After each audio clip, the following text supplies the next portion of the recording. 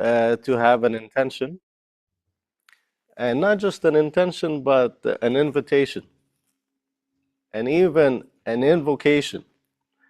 So I would like us to begin with that, and what we are intending to do, and who we're inviting, and what we're invoking is the web of life, and the web of life is you, your ancestors. So I want you to place your hands in a mudra position.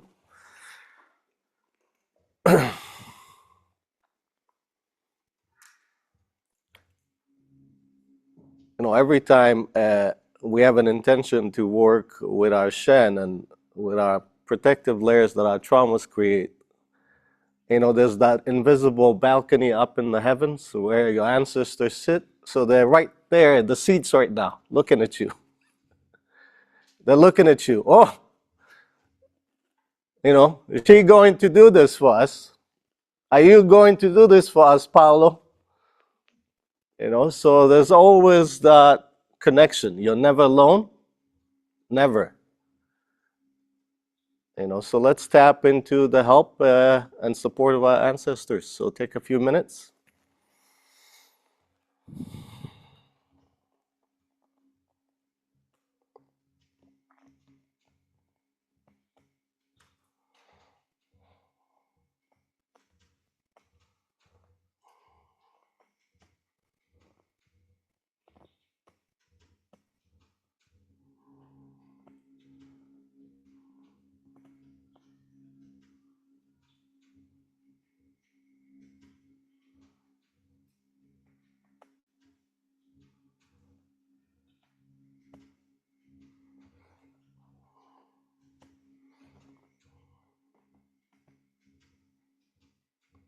Yeah, invite all of them.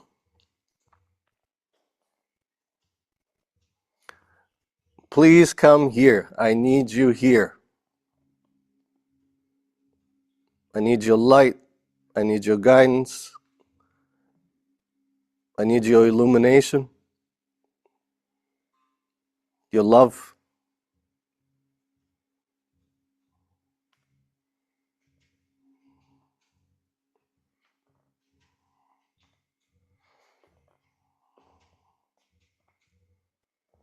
And as you honor their presence, honor the earth here, this space, this land.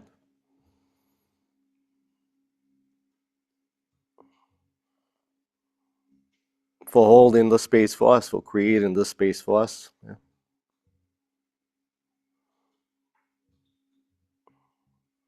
The knowledge and intelligence that is already here.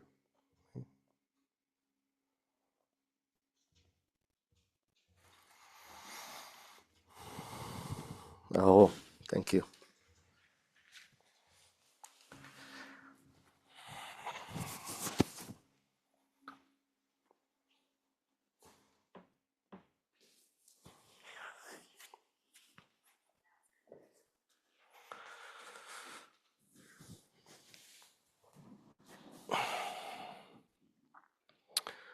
I mean, all of you are really in the front lines of what's going on in the world. I will say we are so fortunate because we always see the truth. We always see the truth. We always feel the truth.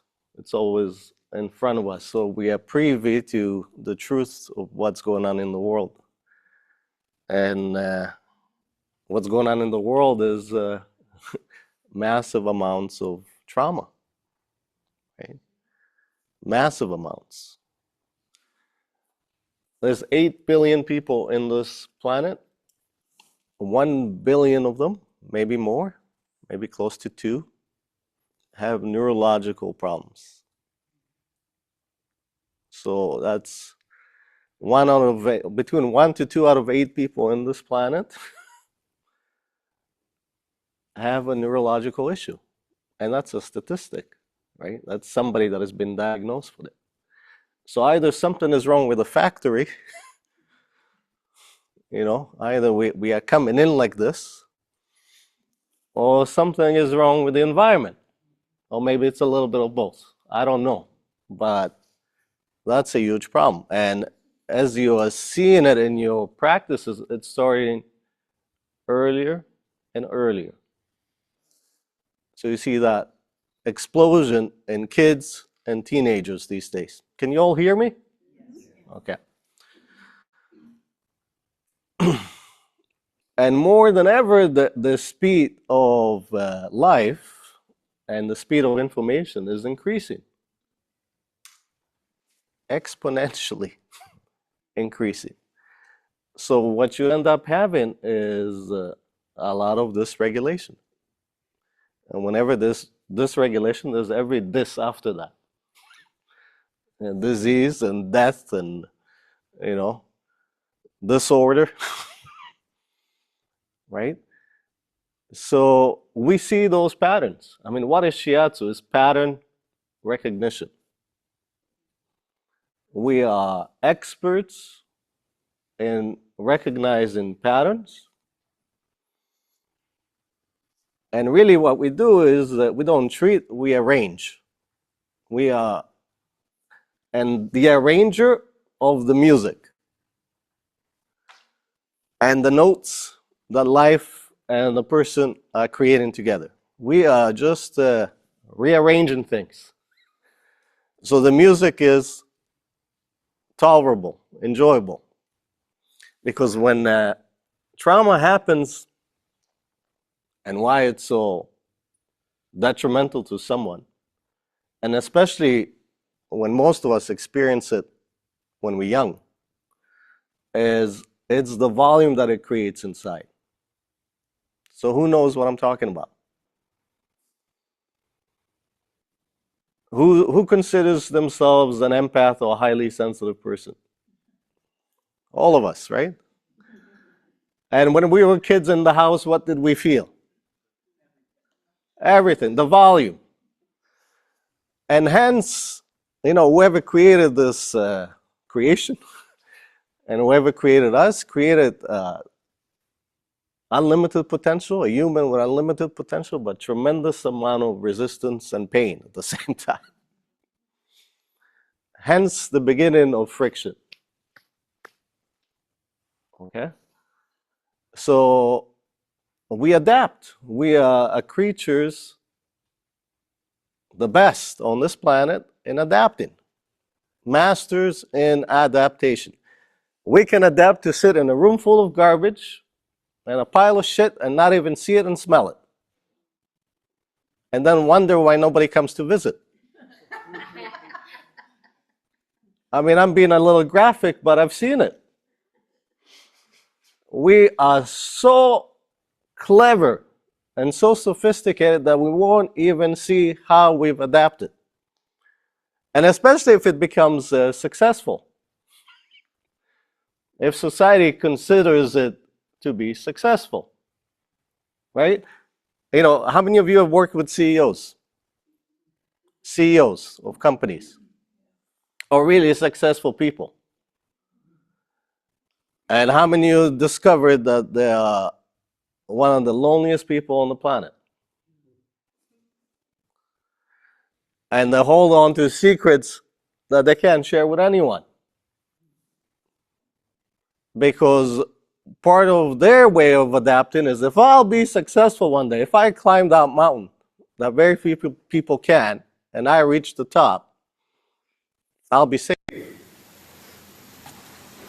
Right? And all along the way, people cheer for me to climb that mountain. And they tell me how great I'm doing and how they need me to keep doing it. Right? But when I reach that mountain, I realize, well, oh my God, why do I feel the way that I feel still? Right? And that's a massive drop. That's a massive drop. Like, some of you have adapted by becoming Shiatsu therapists. Some of you decided, maybe the majority of us at some level, have decided that if I'll be a therapist, I'll be safe. On this side. So we all develop very sophisticated protective mechanisms. And what do we protect? What do we protect? Our heart. That's right. So for me, in my practice and my way of working, everything begins and ends with the heart. To me, that's a focal point in my work. What else do we protect? What specifically? The heart, yes, but the integrity of the person. Integrity. what do you mean? Line with there, and there. Yeah, how many people have discovered that? We protect, we try to protect. Most of us don't even know what that is. Sorry, I don't understand. I understand what you're saying, but very few people are lying. She's talking about fellow practitioners. Yeah. What else we specifically protect? Emotions. Personality. Can you repeat? Our ego. And what specifically in the ego? Emotions. What specifically in the ego we protect? Control. Oh, which parts of the ego, maybe not what, but which parts of the ego we tend to protect? You mean the Freudian parts? The parts where we feel deficient. The parts where there's a lack, not enough. Right? So those are the parts that we protect. And we protect it in all kinds of ways. Right? Overwork, alcoholism, drug addiction, being a wife or being a husband, that can be a form of protection too. That's always interesting. What are our protective mechanisms? I mean, that'll be my homework to you. What are your protective mechanisms? And what are you protecting? Because, well, let's do this. Let's all line up over here. We're going to line up over here, facing that wall.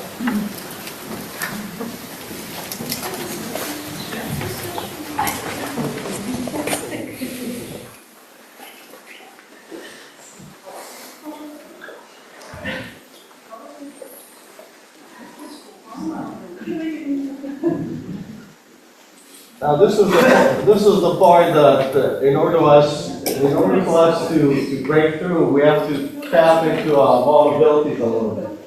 Let's all line up. Let's go over there. A straight line? Straight.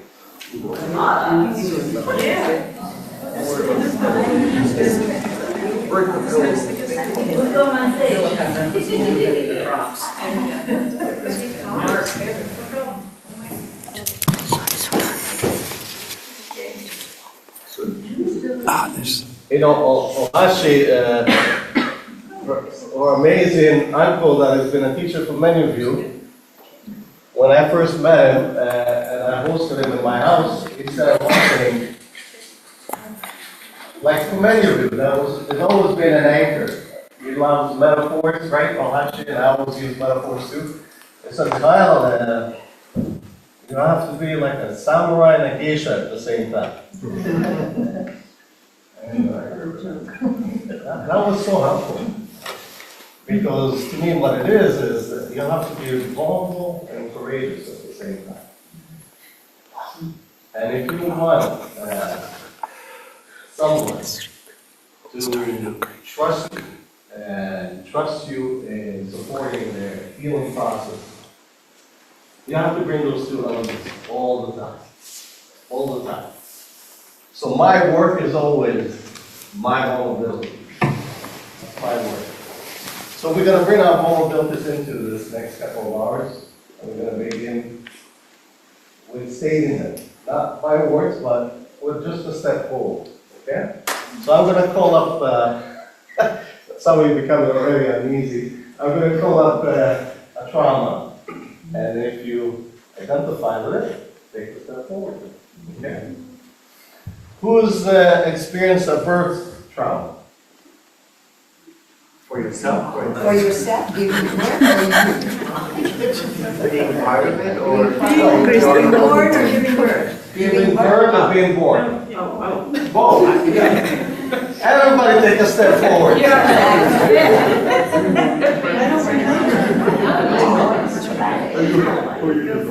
Being birth is traumatic. I don't know if you say that birth, it's very traumatic. For the mother. And for the child. Yeah, for the Fair point. Exactly. Well taken. Well, duly noted. Okay. When you were a kid, did you experience an early on childhood trauma? I said early on, 7 and below, right? Yeah. Did you witness a trauma? That was my traumatizing. At any point? Or before that. No, at any point. Oh, keep going. Yeah. You're gonna run out of space. Did you have an accident that was very traumatic? Did you have a surgical procedure or medical procedure that was very traumatic? Did you experience any bullying? Any? Bullying? How many steps forward to that? Did you experience a loss of a home? You mean like moving? Lost your home? Like moving to another country? That could be also, yeah? Yeah. Immigration trauma? Yeah. I have one of those. Did you experience a divorce or loss of a partner that was very traumatic? Did you experience any sexual abuse?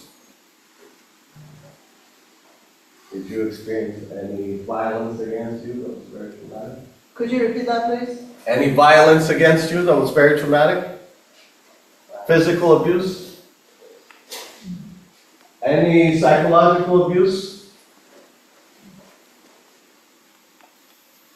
What about a spiritual trauma? A spiritual event that was very traumatizing. You're not the same after that.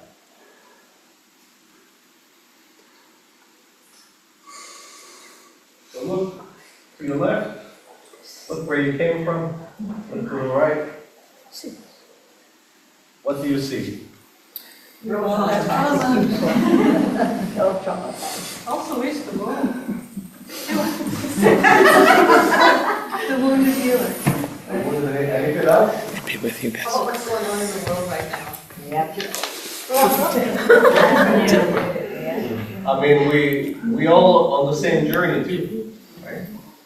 We all have similar stories. Right? We all are in it together. Right? So thank you. You promised into it.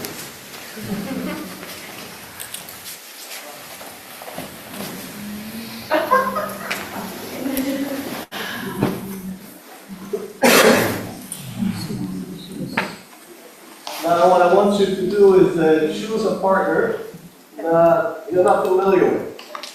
If you can, choose a partner that you don't know much about, you're not really familiar with, and that's going to be a partner. Why is that? Yeah. So quick. Just choose sit beside them for now. That's going to be a partner.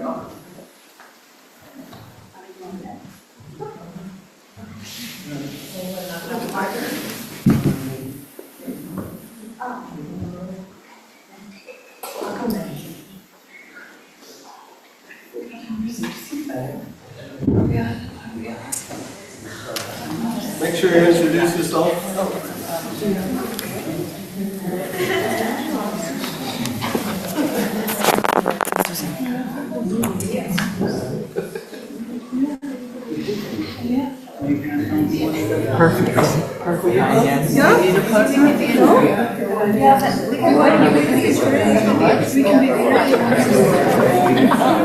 Everybody has a partner?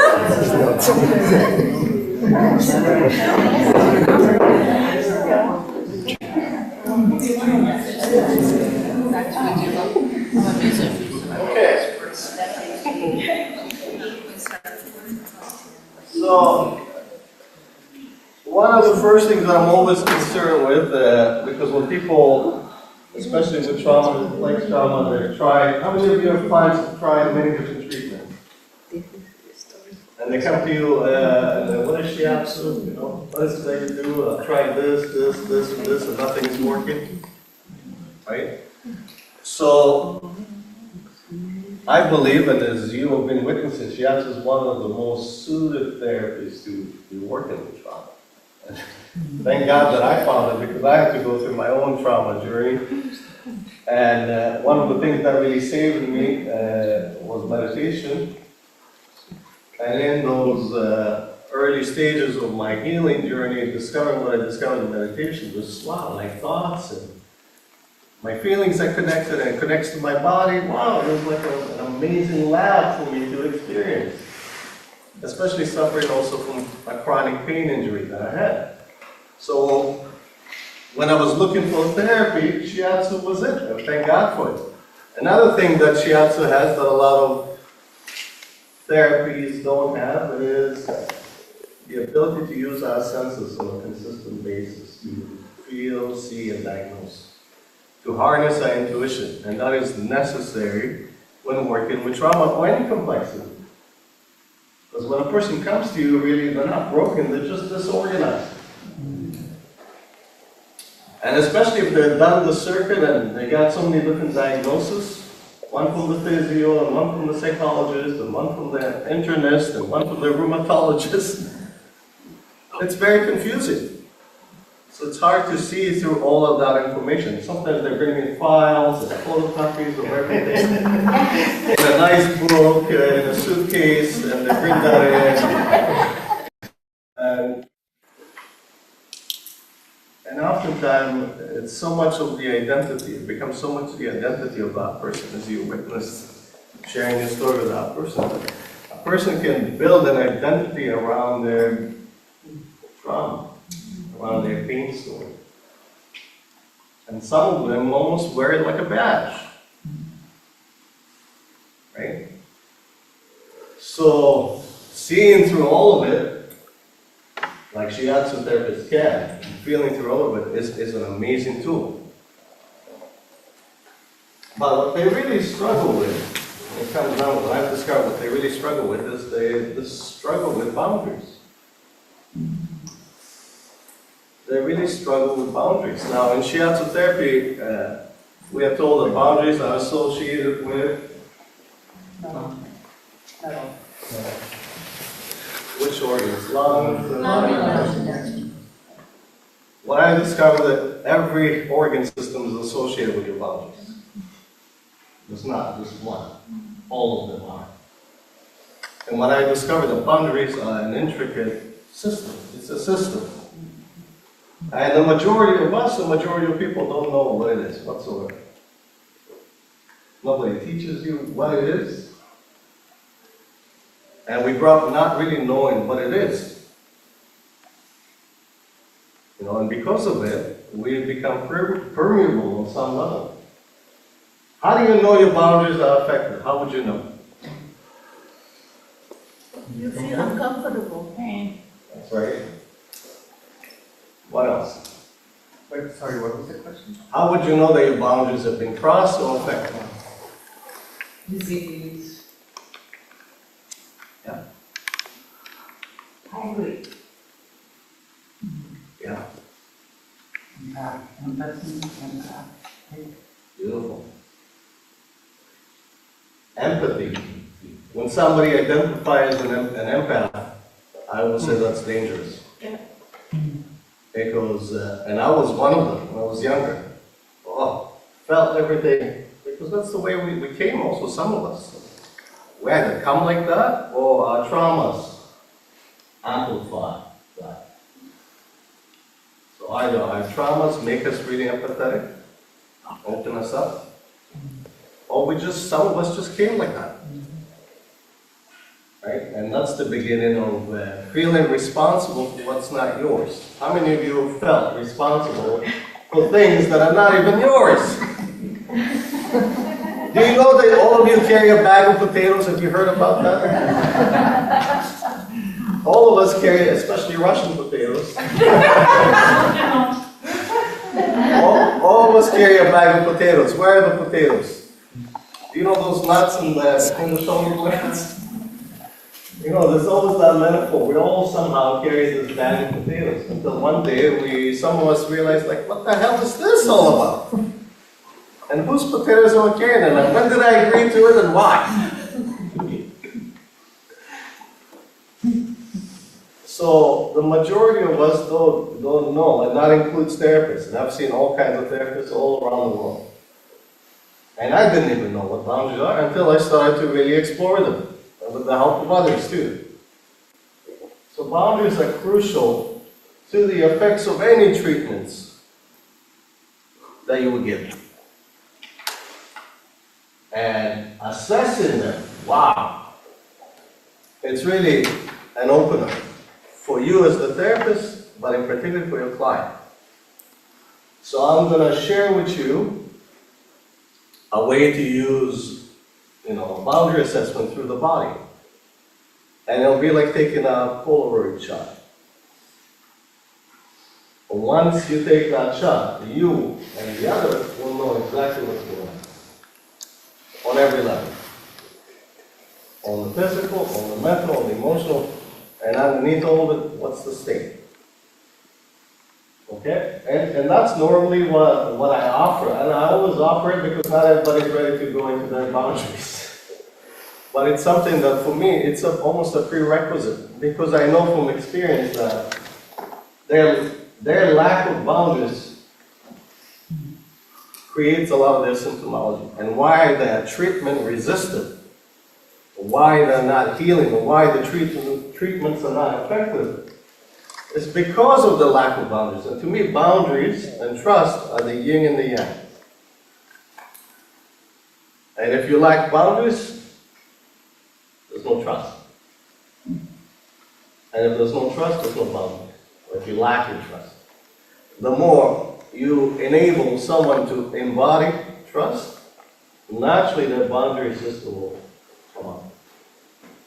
They use the words coherence, integration, harmony, balance. What makes all of that happen is trust. That's the unifier. That's the integrator. When you said mind, body, that's what brings all of that together. And it's not the concept of trust that we are taught. Because the way we are taught to trust is very conditional. I will trust you only if, when, and but. You fulfill these conditions on this contract. And as you have discovered, most people don't fulfill those conditions. So we just either double down on our conditions, and because of it, we'll double down on our protection. And the cost is our heart. Yeah. So, with your partner, face each other. I'll demonstrate it first, actually. Who wants to explore their boundaries?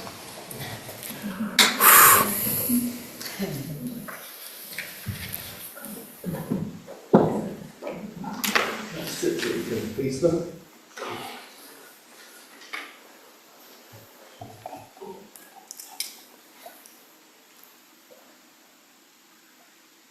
And sometimes in this process, a lot of the symptoms that they come with go away.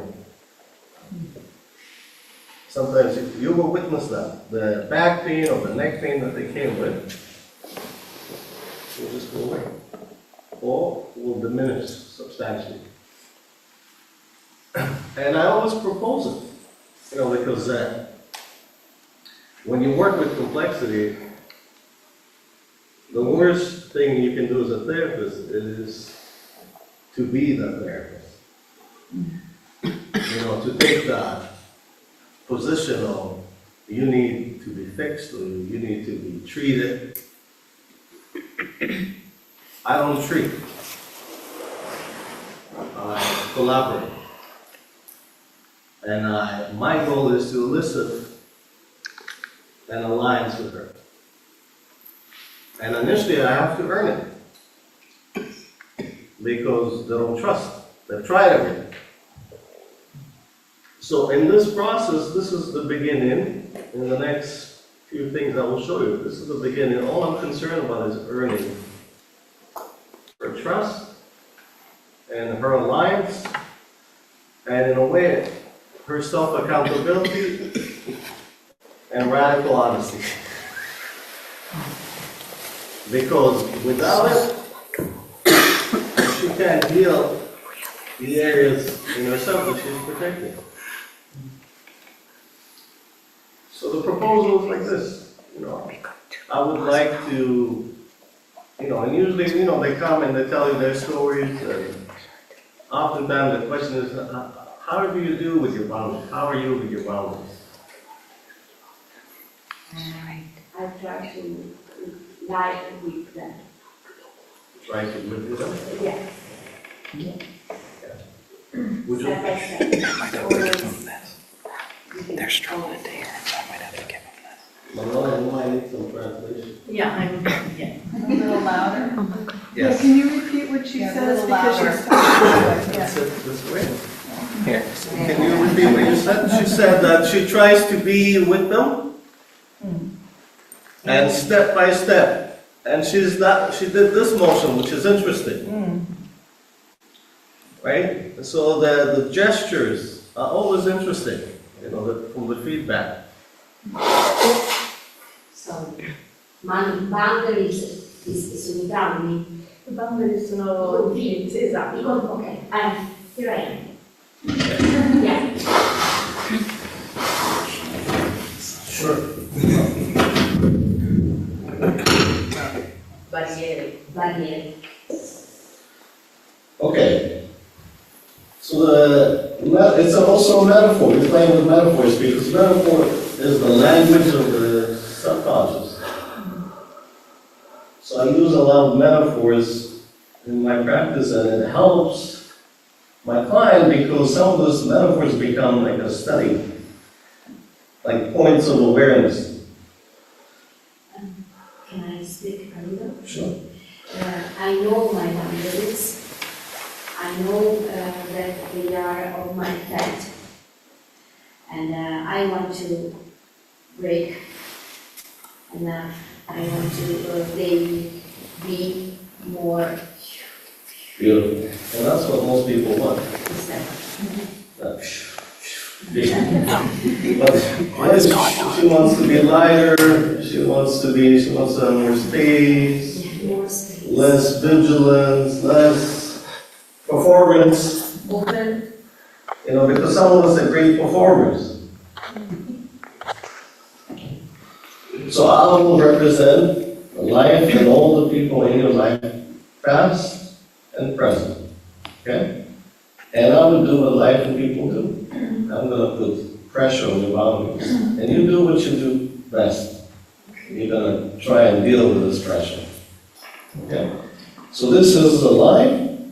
It's okay. It's okay. Now this is common. This kind of response is very common. Because this is the beginning of facing a lifelong struggle. Okay. So there's this line, and don't let me cross this line. So I'll just bring my hands.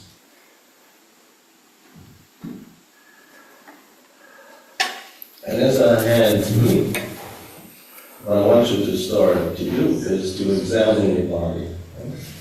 Don't let me cross. Don't let me cross. Don't let me cross. Non lasciarmi andare oltre verso di te, tieni confine.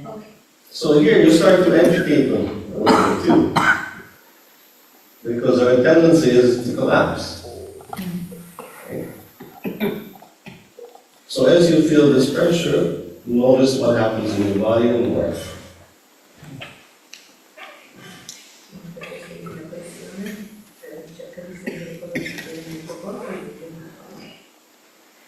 So it's a very light pressure. You're not trying to barge through. We start at 1. Okay? So what do you notice in your body? I feel in black. My eyes, I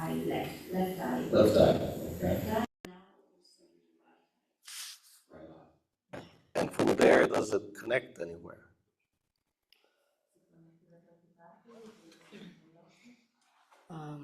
Scapola, naso sinistro, narice sinistra e scapola sinistra. Left scapula and left Nose. nose, the whole of the nose. Okay. The nose a lot.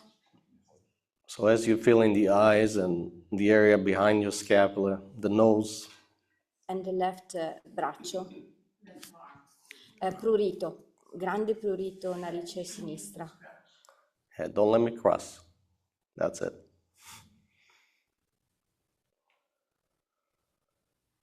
Anywhere else in the body? Ora è tutto sul naso. Now everything is on the nose.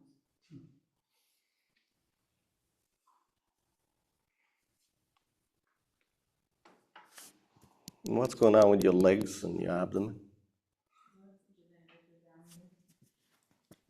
Non le sento quasi. You cannot feel them. E il dolore che ho sempre alla natica e al sacro a destra si sta facendo sentire. And normally she had back pain on the sacrum and also on the left. On the right. On the right hip, and now it's coming out. Now it's coming out. Okay. And when you feel all these physical symptoms, in the eyes, behind your shoulder blade, the nose, your arms, your legs, your sacrum, what does your mind do with all of this? Again, penso, ecco, sono di nuovo qua. She thinks, okay, I'm still here. And when you're still here and feel everything that you feel, where does your mind take you? Manu? Where does the mind take her? Dove ti porta la mente quando senti sono ancora qua? A papà. Dad. Her father.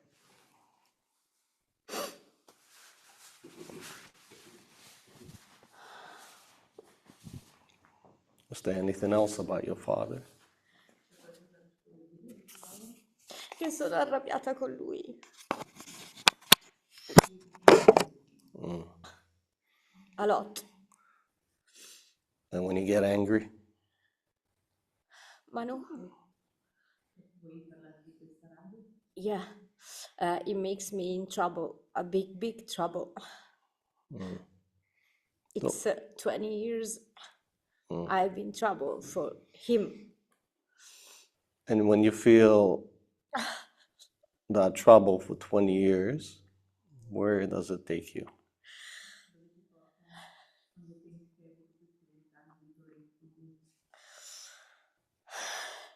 Nel buio, nella paura. Fear. Don't let me cross. Don't let me cross. Sorry. That's okay. Flex them. Flex your boundaries. There we go. Can I? Of course.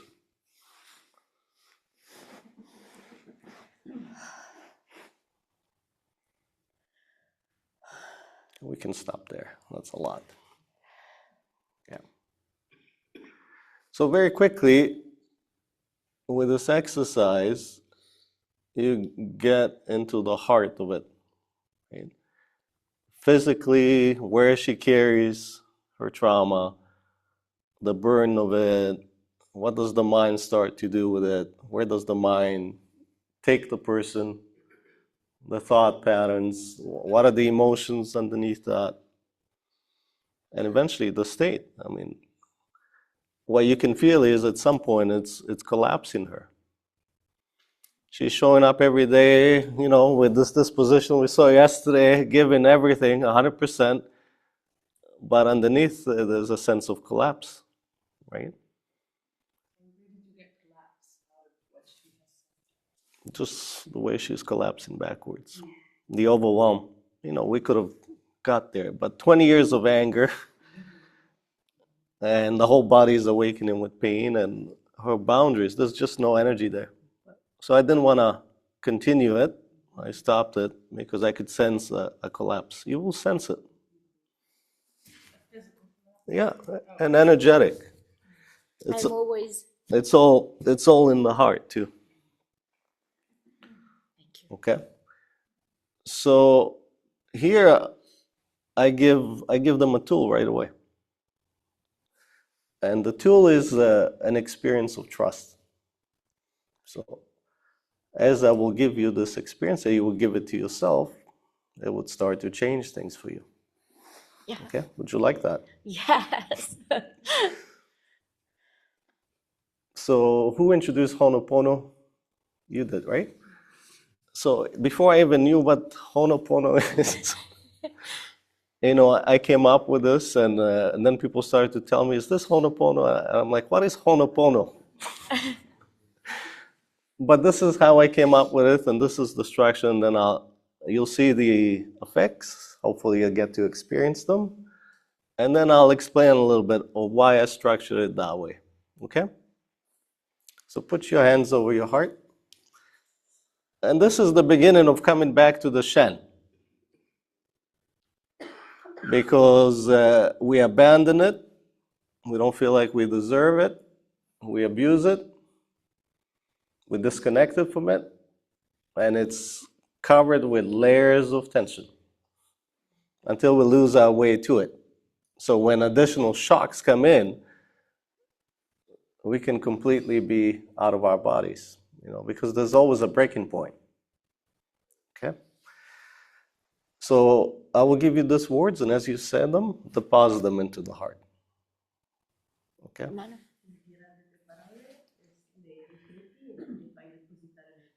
Okay. Okay? I forgive myself unconditionally. Forgive myself unconditionally. I forgive myself for the things that I've done and the things that I haven't done. I forgive myself for things done and that haven't done. I forgive myself for the things that I've said and the things that I haven't said. I forget myself for the things that I said and I don't have said. I love myself. I love myself. Say it again.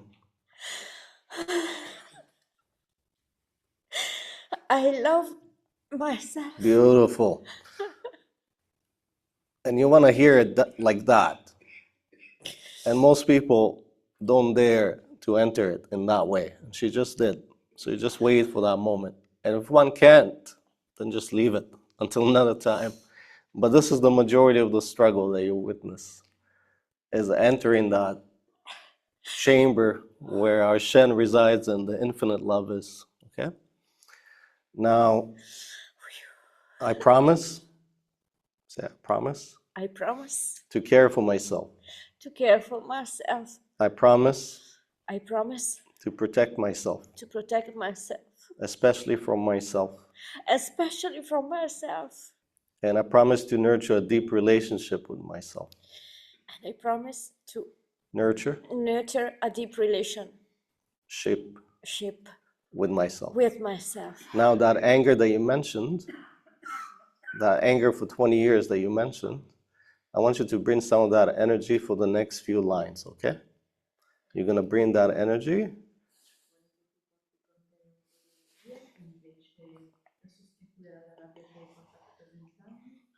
Yes. Like you had enough. 20 years, oh my God. Yes. Enough, no? Enough. Yeah. I forgive myself unconditionally. I forgive myself unconditionally. Now all pain, darkness, negativity, and fear leave. Now all pain, darkness, negativity, And fear and fear give away. leave. Leave away. Yes. Now all pain, darkness, and negativity leave. All pain, darkness, negative, leave. One more time. All pain, negative, darkness, leave. Take a few breaths in and out. Good. And as you breathe in and out, see it leaving the mind, leaving the heart, Leaving the mind, leaving the heart, and leaving the body. and leaving the body. And then say, I am the master of this being. I am the master of this being. Take a breath in and out.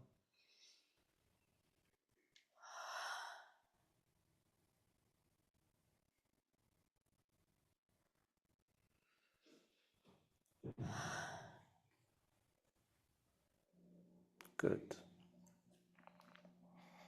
So I'm going to do the experience again, okay? We're going to do that experience again. I'm So okay now. we can, yeah, you're Yeah, definitely okay. yeah. Cosa di non fare? Cosa mi ha detto? We'll do the experience again if she doesn't mind. Ok, Okay? So I'm life and all the people that are in it, past and present. And I'm going to try and cross your boundary. ok, And you do what you did before. ok. And as our hands meet, pay attention to the body first.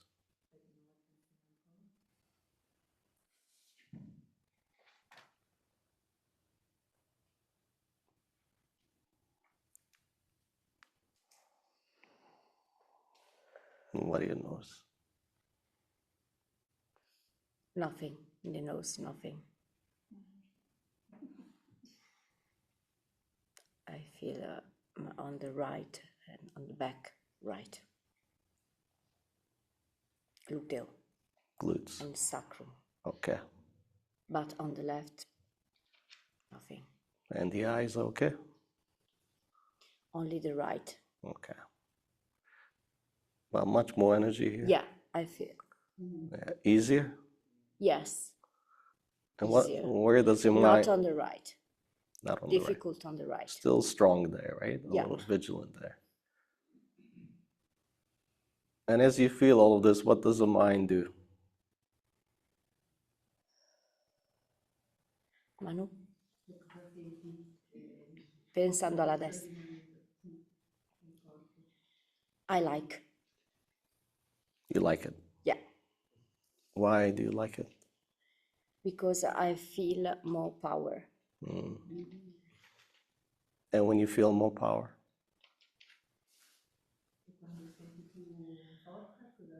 I feel good. I feel more express me.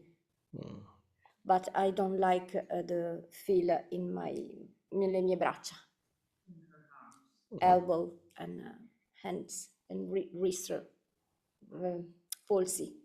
Pulsating. Polsi. I Yeah. don't like my She doesn't like the feeling in the hand, in the wrist, in the arm. Got yeah, it. in the arm. Got it.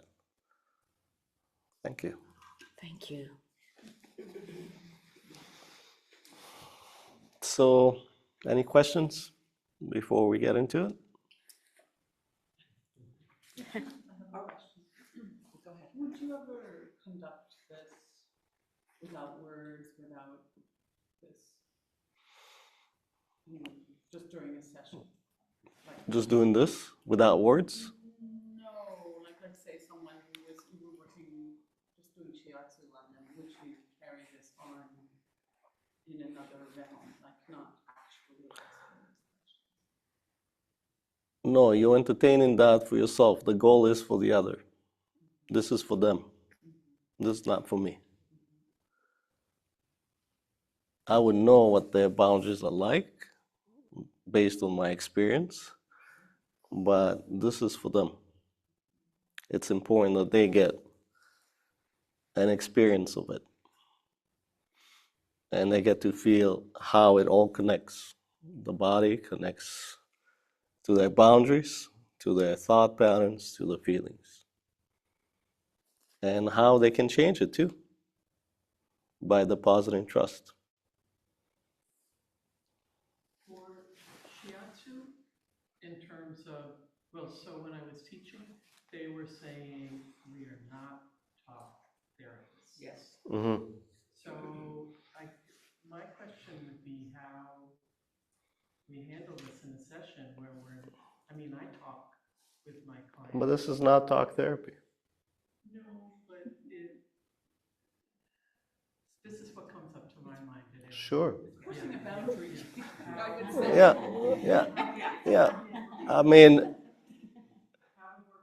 I mean, we have to grow at some point. We have to add additional tools to our practices. It's uncomfortable for people that are just used to be quiet. It's not for all of you, but this is designed for them. This is your way of demonstrating through the body what the boundaries are like and how they can change it. This is the beginning of entering their Shen too. And you didn't do it. They did it. So it's not about me. It's about them. I'm not talking to them about it. They're sharing with me. Not with everybody. Yeah. People that I can see from the interview or when they come in, they have issues with boundaries. And most of the people that come to me have it. And most of the people that come to you will have it too. But you have trained to do this. Mhm. You say we have to add other things Mhm. to our practices. It's not like you don't know what you're doing. Mhm. You know what I mean? And I think that's what Kathy was speaking to. And by the way, Roberta, thank you for your bravery. Yes. Oh, thank you, Michael. Thank you, Roberta. I feel the work is going. Yeah, it's working. I feel working. It It's not worked. only when Michael do And it will work after but the session now too. the Yeah. session Can go. we say that what you are showing us now can be a training for us in this way? Yes. That there has to be some kind of responsibility that Yes. we feel good about taking. I mean, you start with your colleagues today, you continue your practice with your colleagues, and then with your partners if you want to, and when you feel confident, if you want more training in it. I mean, I teach 3-day workshops, but I find this to be an amazing addition, especially pre-session, and especially when you're working with the Shen. Are you pressing? Gently. Enough to create pressure in between the hands. Notice like your arms straightening. No, it's her collapsing. You're following her. I'm not, that's why I encourage her to come back. So sometimes that's why you will notice. So it's not me putting more strength, it's the other collapsing. So you bring them back, you teach them how to flex their boundaries. So I kept saying that a few times, bring it back. Yeah. Become aware of energetically of your boundaries. There's an energetic boundary line. Yeah. And most of us are not aware of it. Most of us either retract or the opposite, are vigilant. Okay? Yeah.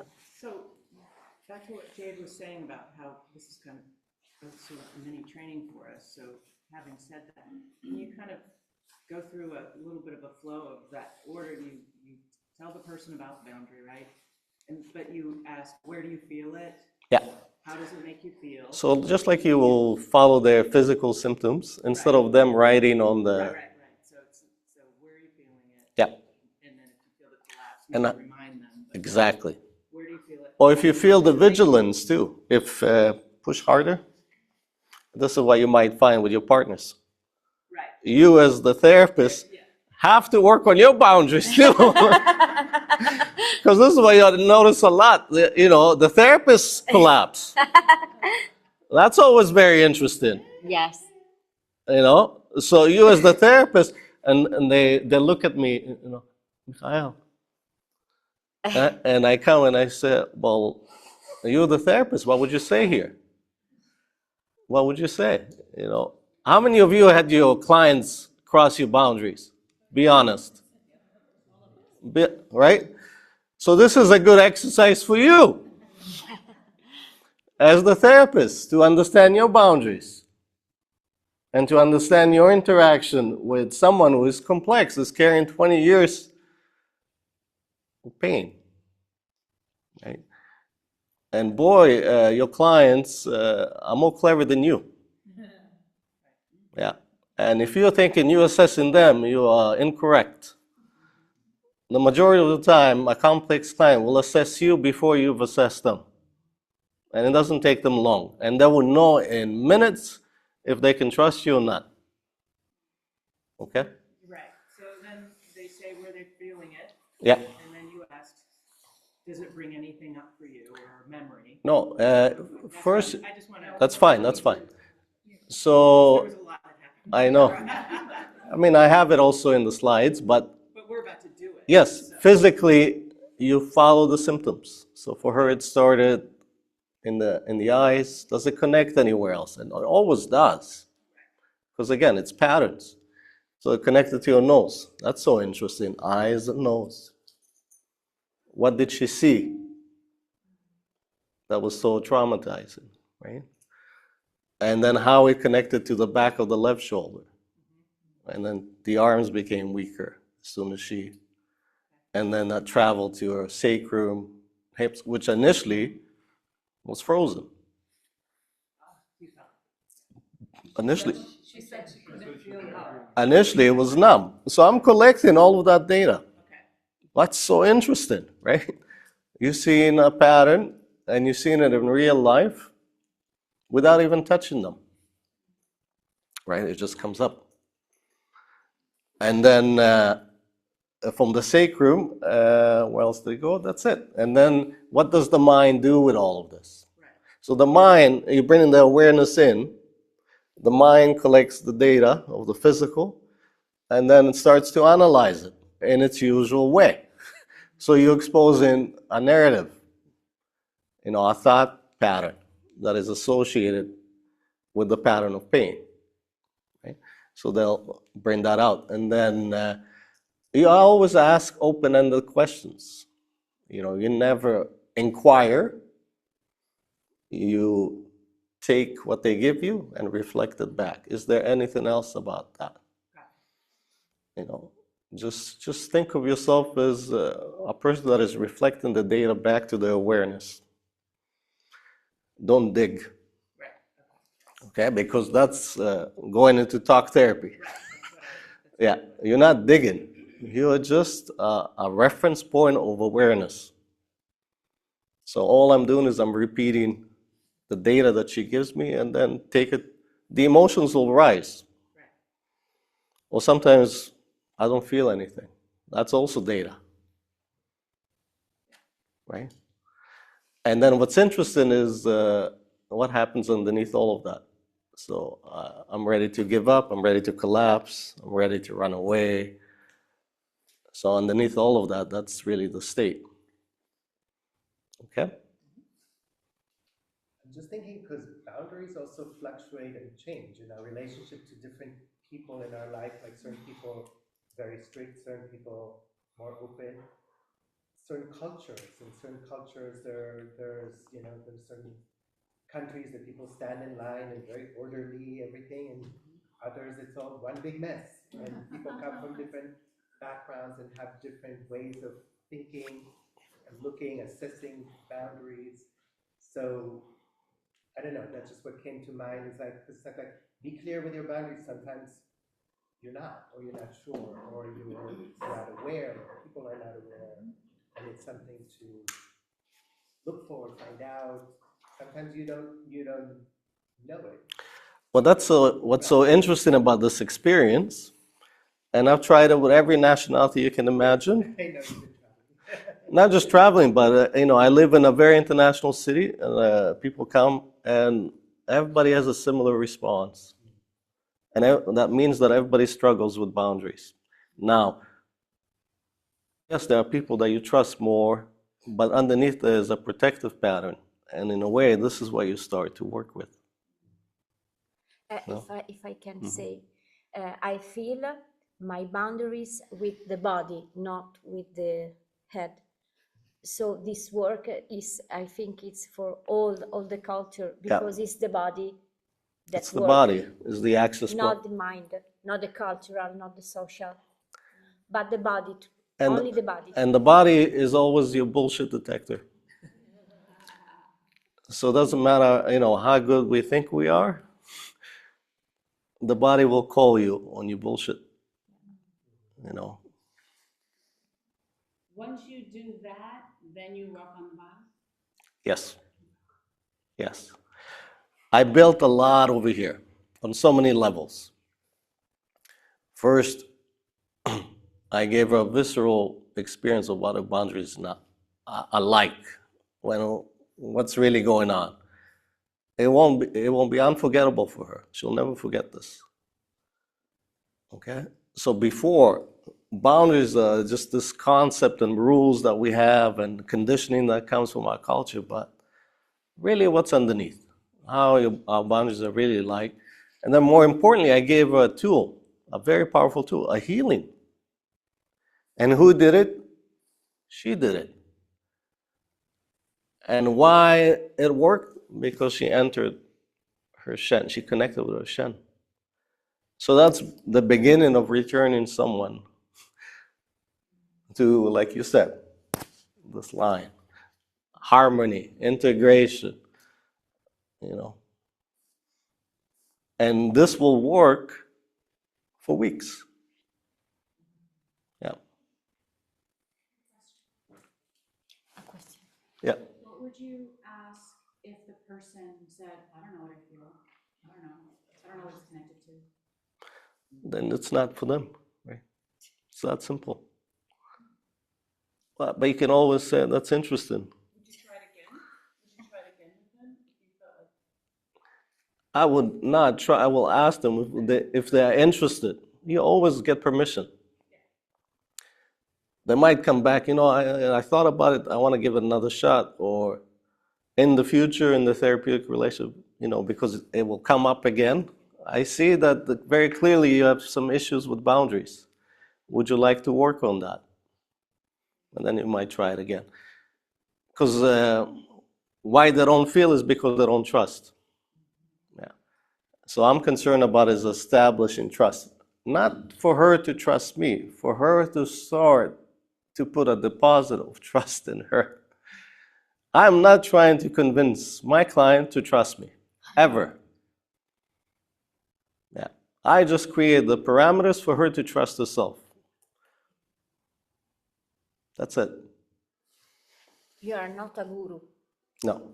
Okay, I feel that. Yeah, and some people come and they say, we heard so much about you, da da da da. I need some healing.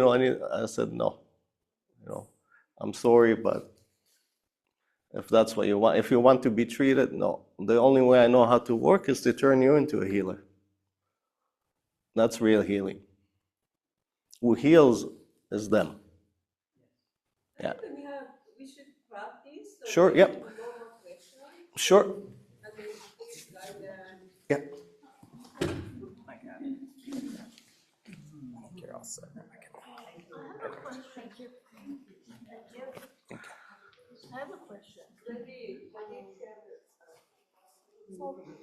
Healthcare providers who are trained to have boundaries the whole of the practice, how do you know when you're going to give an empathetic gesture and passing the boundary of the Can you save that question for everyone? That's a good question. So after we finish this, I'll come back to you. I remember it. Okay. Okay. So go with your partners. Yeah. You know each other? Doesn't matter. Yeah. Preferably not, but it doesn't matter. You're going to end up. So let's face each other. With guidance, because okay, we're clear on the pushy part, but then if something happens, the Yeah. healing part, we're not so sure what the right. I'll guide you. I'll guide you through. Okay? So are we following you or? Yeah, let's all start at the same place. Choose who's going to be the therapist role and who's going to be the client.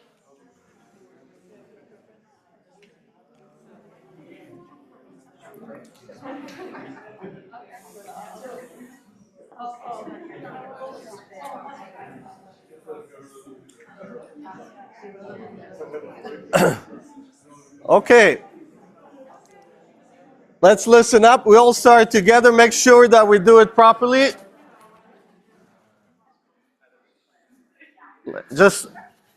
Everybody just listen up for a sec. Now, if you are the client, be the client. This is part of that vulnerability, right, that we have to bring. So if you are the client, be the client. Be curious. Even if you think you have good boundaries, allow yourself this experience. Just it's interesting. Okay? And if you are the therapist, be the therapist. Like, own it. Okay? So we always start with a proposal. Because guess what? They might say, you know what? I don't want to do any of this. I'm not interested. And you have to get their permission. So you start, based on what you share with me, I would like to explore a boundary exercise with you. Is that okay with you? Would you be interested in that? So ask your partner in that way.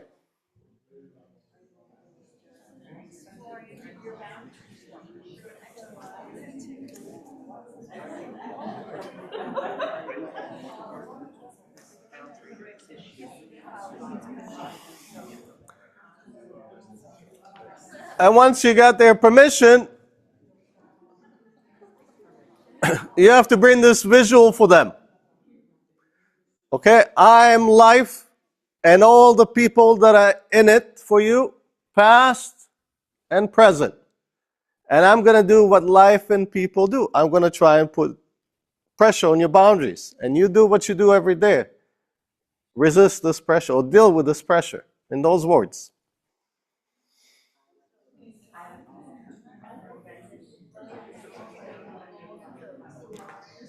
And with your hands, draw this line.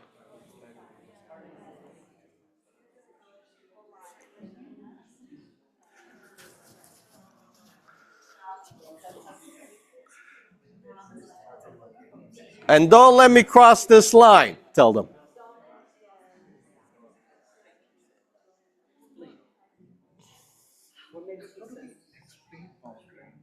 You don't explain it. You just give the experience of it. Yeah.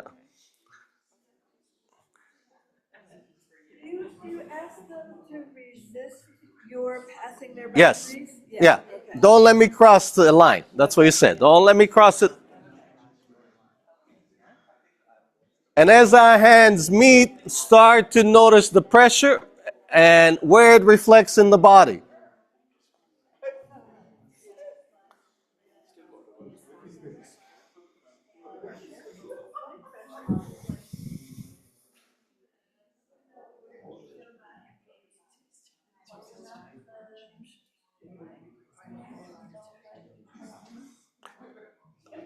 And help them body scan now.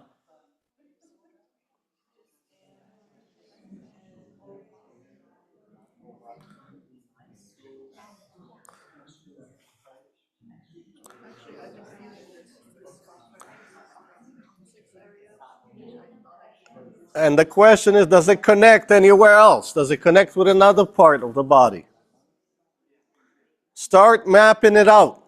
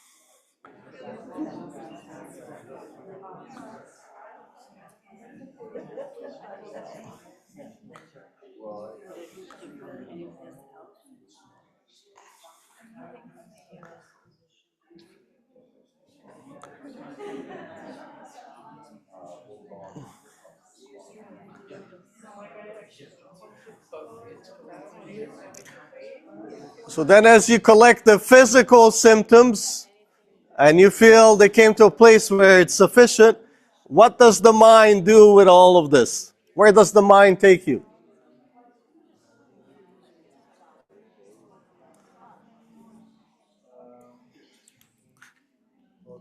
So who's the therapist here? I'm the therapist. So ask her to bring back. Yes, Yeah, yeah. thank you.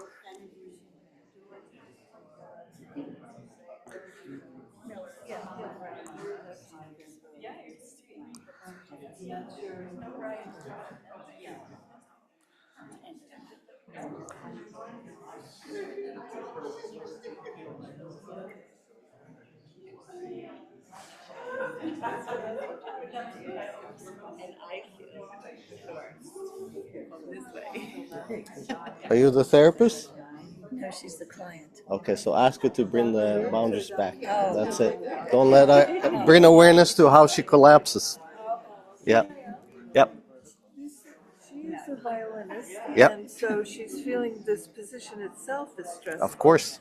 Okay, and that's okay. Yes. Okay, so we keep going down different parts of the body. I'm asking her, you know, where does it take her in her mind? She's worried that she won't be able to play at such a level, but we're not getting really deep yet.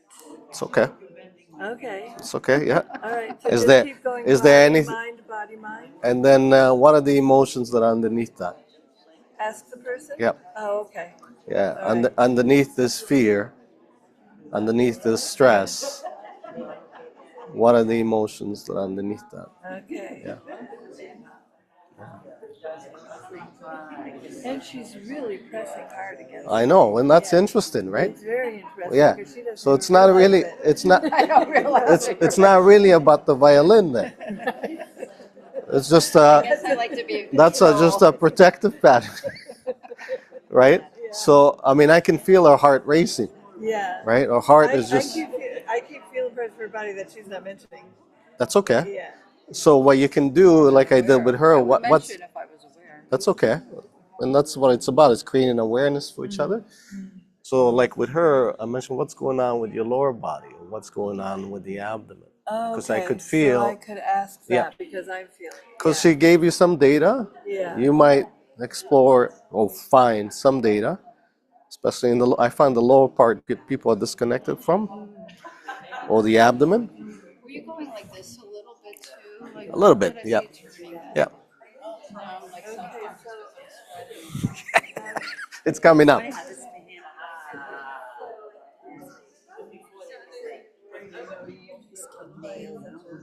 Heal you. No, one sec, I'm busy here.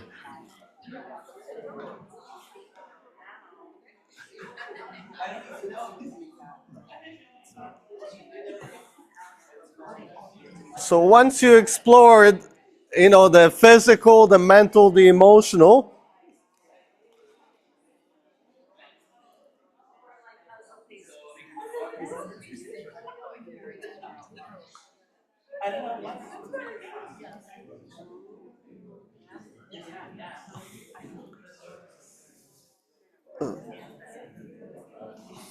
so once you explored all of it, have them place their hands over their heart.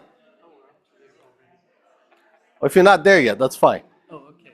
Where are you at? I was just talking about a trauma that was related to my back. So the trauma story came up, right? Yeah. Did you explore the emotions that might be there? That's where we are. Okay, Yeah, perfect. Yeah. Yeah, and he's guiding you. He told you the story. It started with the physical sensations. The story comes up. Well, what's underneath there, right? What's at the core? Why is there still a charge there? Yeah. So he will reflect that to you if he wants to.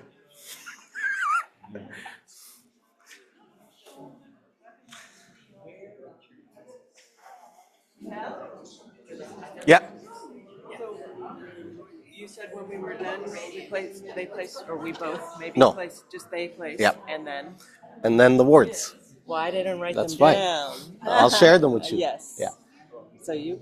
Yeah. Place your hands over your heart, There. Thank you. and this is how you propose it. Okay. I'm going to give you a tool, I'm gonna give you a tool. and in a way it'll be like a practice. In a way. Oh. It will be like a practice. Yeah. And what you will practice is a deposit of trust every day. Every day. Trust. Yeah. Okay? And these are the words. So when you say them, deposit them into your heart. When you say these, deposit them in your heart. Okay? I forgive myself unconditionally. Myself. Yeah. Oh, you're about to Yeah, guide I'll us guide all. all of us. Oh, okay. When everybody's there, so it'll be Okay, easier. that's instead what of- I didn't know. Yeah. That's what I was waiting. That's okay. Okay, when everybody's there, let's give them that tool. So ask them to put their hands over their heart. Yeah, finish there and put their hands over the heart and propose them. I'm going to share a tool with you that you can use right away, and it would start to change everything for you.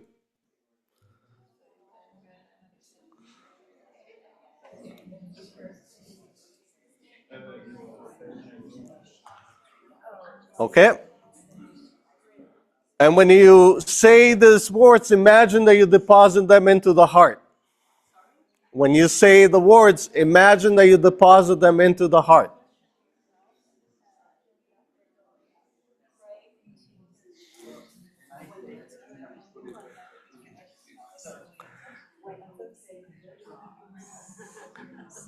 And these are the words.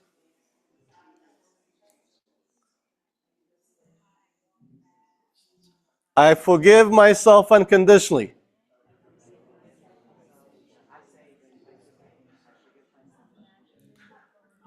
I forgive myself for the things that I've done and the things that I haven't done.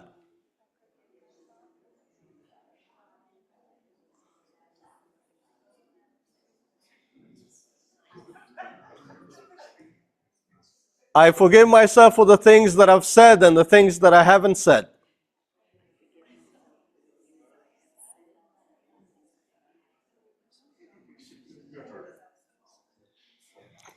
Now pay attention to this next line and really look at them in the eyes, or get a feel for the words, okay?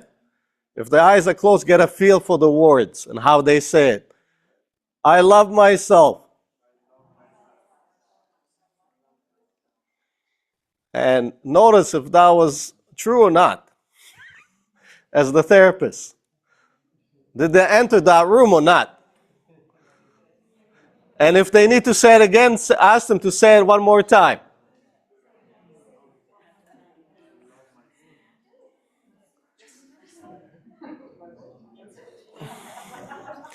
Okay, and then once they've entered that room, I promise to care for myself. I promise to protect myself, especially from myself.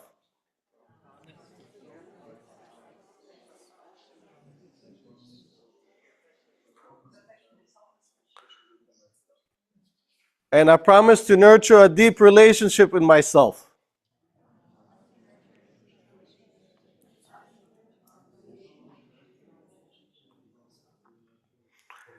Now for the next few lines, you want to tap into their, I had enough of all of this energy. I had enough of my pain, I had enough of my traumas, I had enough of the effort that it keeps all of this going. So ask them, bring that I had enough energy into the next few lines. Or some of that little anger.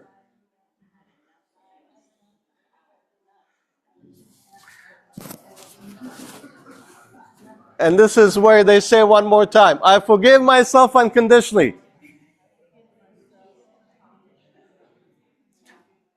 Now all pain, darkness, and negativity leave.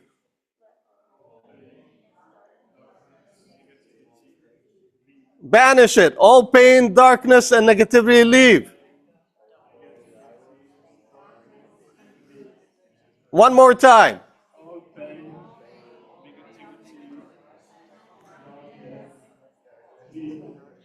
And take a few deep breaths in and out and really see it leaving. Feel it leaving your mind, your body, and your heart.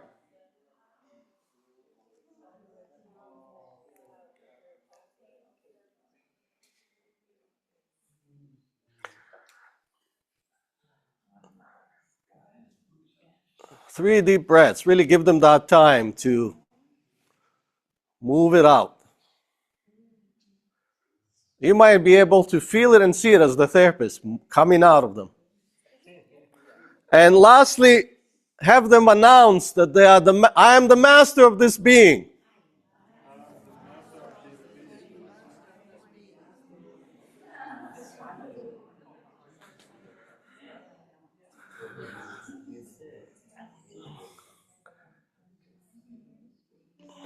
Good. And as they settle, offer to do the exercise again. I would like us to do it again and see if anything has changed for you.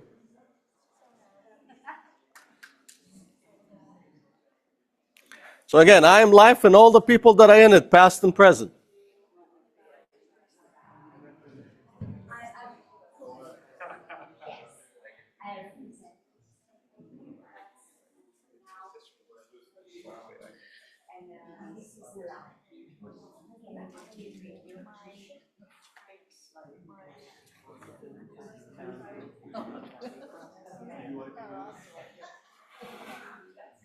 And as our hands meet, let me know if anything is different for you.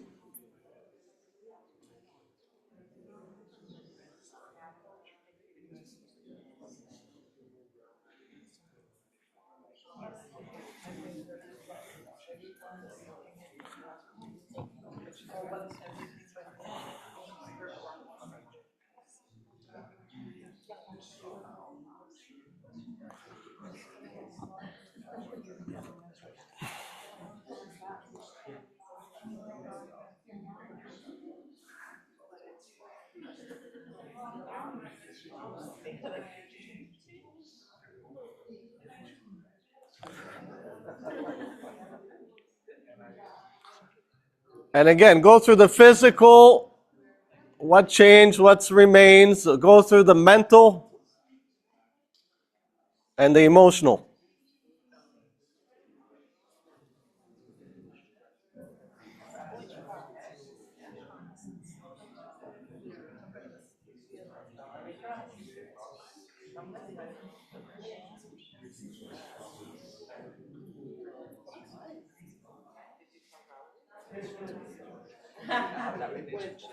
When you think, yeah, I think it's two languages.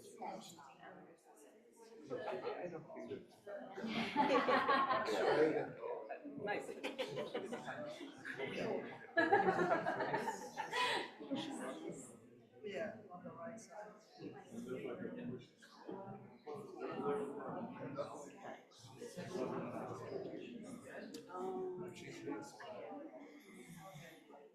Once you collect all of that, thank you, partner.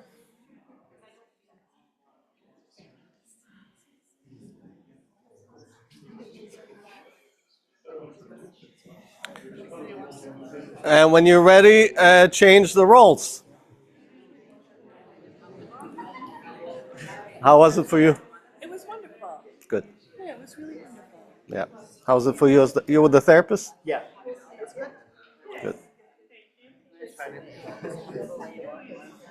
touch with the sensation. Yeah. So we can take a little bathroom break and then change partners.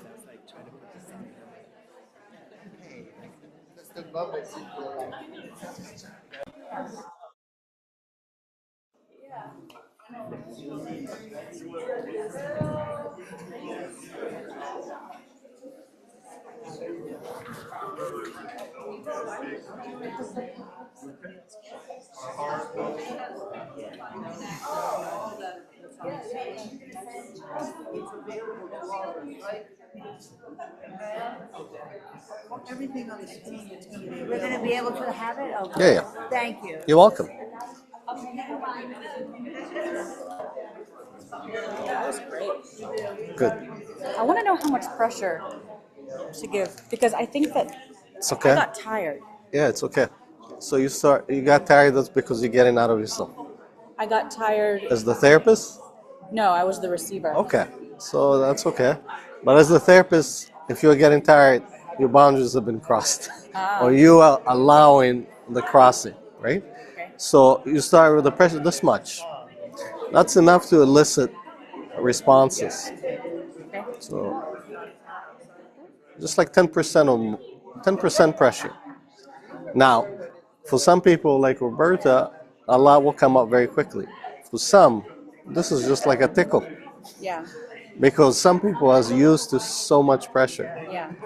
And actually some people thrive with pressure, right? To feel it. I got to feel it. In order for me to feel alive, I got to feel more pressure. Yeah. So you start there, And if there's not much going on, what if I increase the pressure? You make sure that they know that you're increasing the pressure. Don't let me cross it. And you just increase the pressure, right? And then pay attention to the feedback, how they like this pressure. Oh, this is not bad. But you might notice something else as the therapist. It's always interesting what you on this side notice it. But what's most important is what they notice, not what you notice it. Because you want to be a feedback loop for them, for the awareness to grow. And all you're doing is, this is an exercise in awareness. Okay? So if someone really isn't feeling anything, it's very comfortable to be light, but So- then you give a little more. So now suddenly, what if life and people are complicated, and sometimes pressures can come from different directions. Yeah. So when I do this, what does that do? And some people, I feel alive. I feel, yeah, you feel alive, but what happens in the body? So you bring them back to the body, right? Oh, it's difficult. And what's difficult about that? And you start. So you create different stimulus to different clients. And some clients, a lot will come up like this, and some take a little time and different stimulus. And some just don't want to be present. And that's okay. That's also information. They're just numb or disconnected, right? It's not a judgment, it's just an assessment. it shouldn't be hard to do this for what, like 10 minutes? How long were we doing this? Yeah. 10 minutes. Less than 10 minutes. This should be done less than 10 minutes. And it shouldn't be like, oh, my arms are tired. They're No. calling you back. Yep. Let's go. Let's change partners.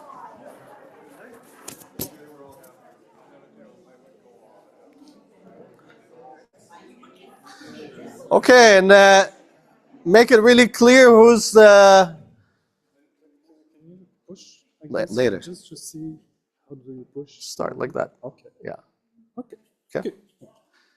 Yeah, people ask about what kind of pressure. That's the common question. You start with 10% of your pressure as the therapist. What is 10% of your pressure? It's just a gentle pressure. That'll be enough of a stimulus to create a response. Now, some people, as I said to others, they thrive on more pressure. I need more pressure from life. I'm used to more pressure. And those people, and you would notice as the therapist, because there's not much going on here with this little pressure. Sometimes there'll be a lot right away, but there's not much. So what if I add more pressure? So add another 20% or 25%. And then what kind of response they're getting? And then if it's still not enough for some people, because some people, they live in a circus, they just don't know it, then... So you create, what if pressure becomes unpredictable? Because life and people are unpredictable. It can come from different directions. So add that stimulus. What if it comes from there? And then see what kind of response that creates. Okay? So you adjusting the pressure depending on the feedback and the person that is in front of you. That's it. Okay? So again, as the therapist, ask for their permission. I would like to do this boundary exercise with you to explore your boundaries. Is that good with you? Is that something that you would like to do? So when we were started, it felt very equal and balanced. Mm-hmm. And in that case, Add more stimulus. add more. Okay. Yeah. Okay. Yeah. Yes. Otherwise, you're just making each other neutral. Yeah. We also have it.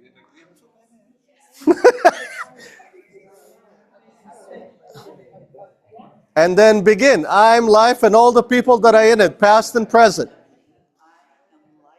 And all the people that are in it, past and present. And I'm going to try and cross this line. And you don't let me do it.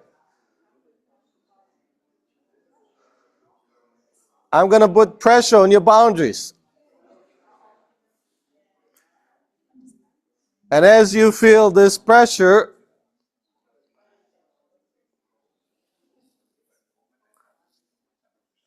When you say all the people past the present, are you representing the people, are you talking about the ones from your who cross past your and boundaries, currently. or just all people? No, Like in your life. positive and negative? In your life. So it doesn't Past have and to present. be negative. Doesn't have to be. Positive people can put pressure on you. Okay.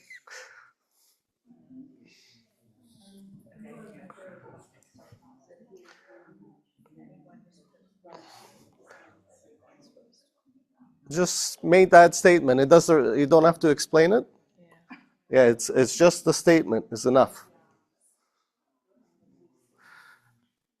And then start helping them collect the physical symptoms in the body.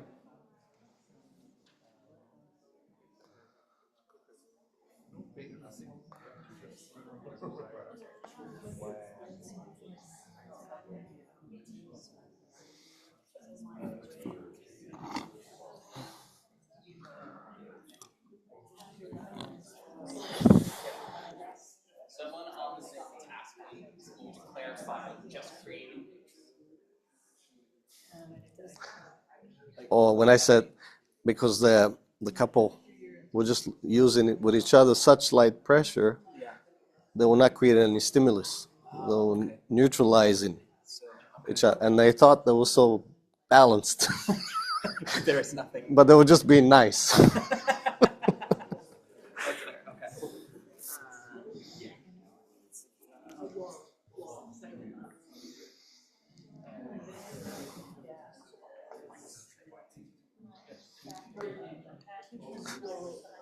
So who's the therapist here? You're the therapist? Yeah, I'm So, the therapist. so when you notice her collapsing, Yeah. bring her back. Okay. Yeah. She's getting into her story. Okay. But help her Okay. by bringing her back, okay? Okay. This will be enough of a stimulus. A lot is coming up. Oh, If you notice a collapse, just say, come back. Don't, and bring her back, okay? And as they're collecting the physical symptoms, what does the mind do with all of this? Where does the mind take you?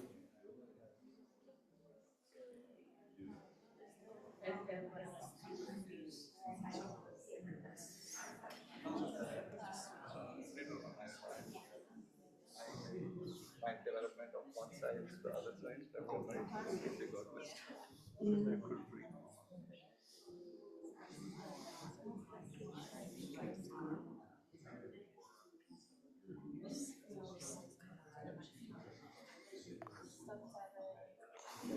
And if there's not a lot of feedback, what if I create more pressure for you? Or what if I make it unpredictable?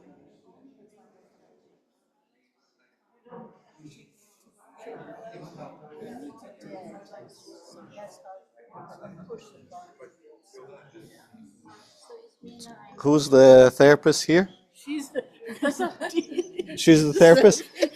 So you're crossing, either you're crossing the boundaries or she's allowing you to cross.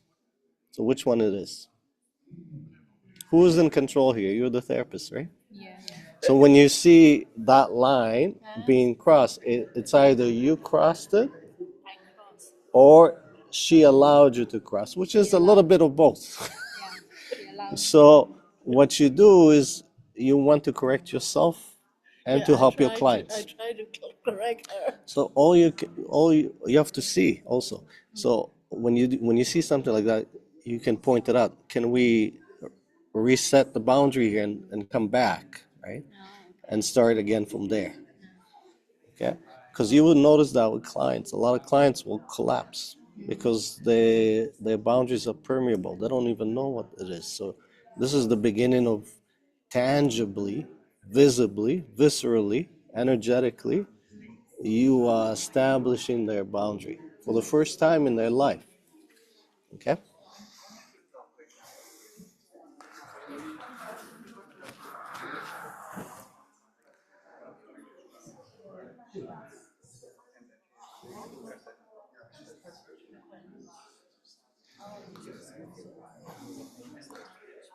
And once you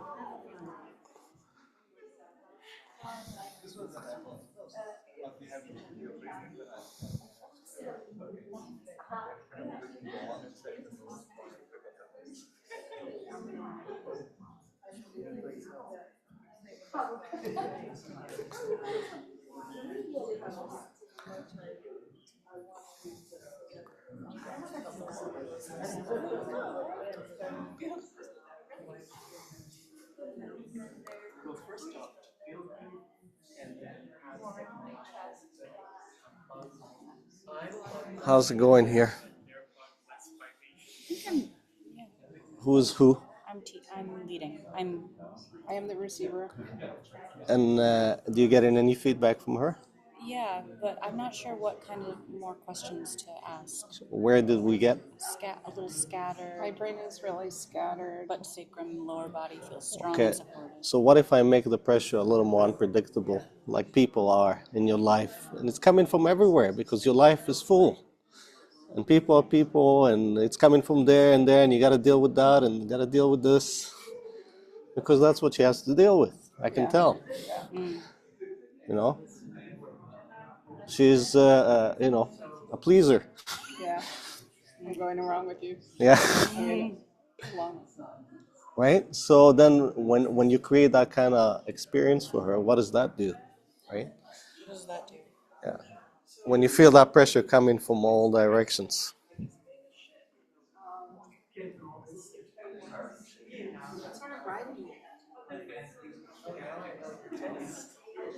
And when you write it, so you just repeat those words. And when you write it,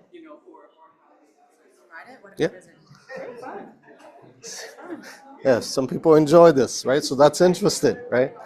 This is where she starts, and you can say that's interesting. So it's fun when the pressure is coming from all over. Yeah, you're just reflecting that, right? Yeah. We go to the hard part because our actually Yep. settled. Yeah, This started overpowering her inner feeling and sense. This I'm- started Yep. is I'm just wondering how this is much time you usually do this for, because like my arms are getting tired. You're the therapist? Yep. No, I'm not. Oh, the client. Yeah, when you see your I client. feel like she had enough. Yes, perfect. That's your job. Is That's to my feel. job. Yeah, to feel when they like I Because stop. I put her in distress. She cannot really You didn't put her in distress. You just. into distress. Well, at this point, I'm putting her in physical distress because she has to support her. It's not just the physical distress. We. I already got a lot of information. Exactly. So your job is to know when enough is enough. Just like with Roberta. Yes. And you Enough just kind of. So what I do when I feel that distress, I just. This is good, and I do this. Yeah. Okay. Okay. Okay. So we go into the hearts now.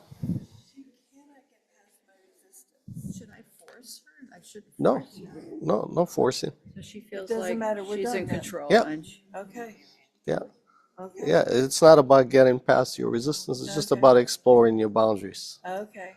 And the pressures she of has that. strong boundaries. So That's good. Yeah, they're very Yeah. strong boundaries. Yeah. So we're done. Yeah. Okay. Yeah. Go to the next step. Yeah. So place your hands over your heart. And you can preempt it by saying, I'm going to give you a tool. And this tool will help you right away. And it's a deposit of trust.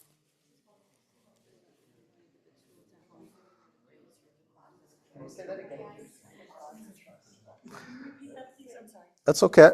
I'm going to share a tool with you. And this tool is a deposit of trust. And where we're going to deposit it is into your heart. So when you say these words, feel them go into your heart.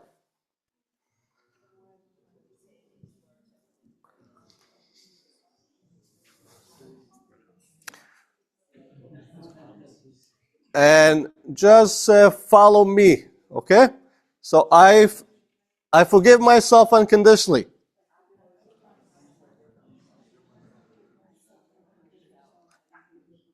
I forgive myself for the things that I've done and the things that I haven't done.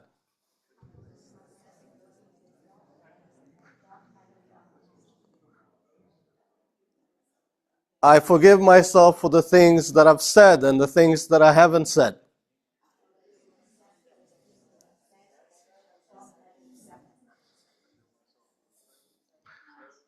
That's the letting go. When people say, how do I let go? It's those two sentences, period.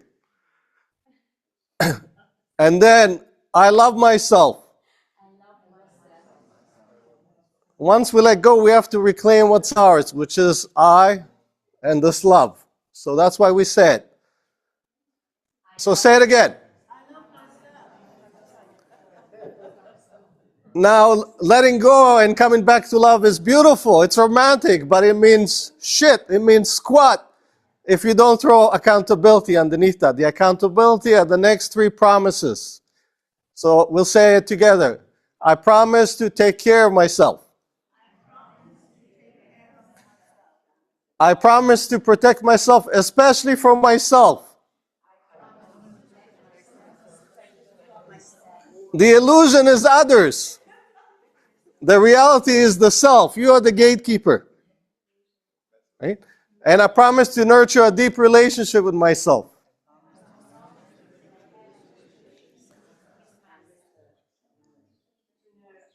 Now ask them to bring that. You had enough energy of all of this.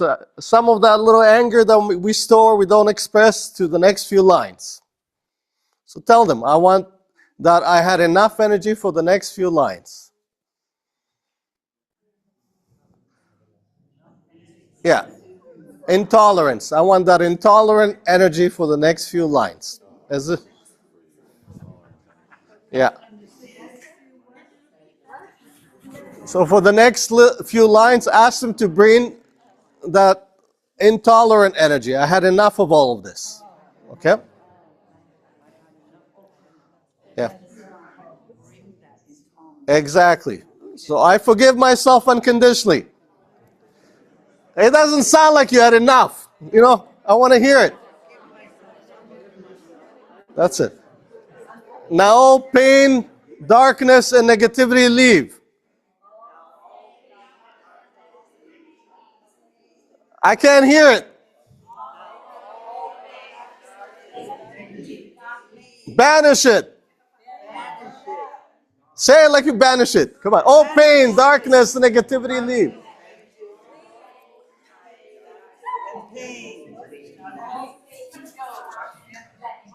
And take a few deep breaths in and out. And really see it and feel it leaving the mind, the body, and the heart.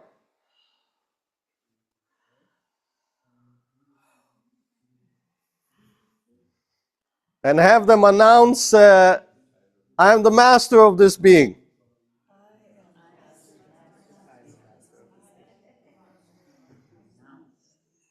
Yeah, assume control, autonomy. And propose to do the exercise right away again. I would like to do the exercise again to see if anything has changed for you.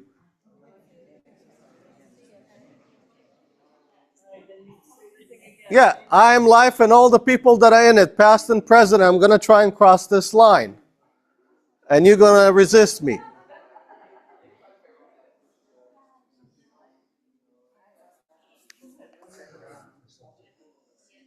And then explore to see if anything has changed for them. On the physical, on the mental.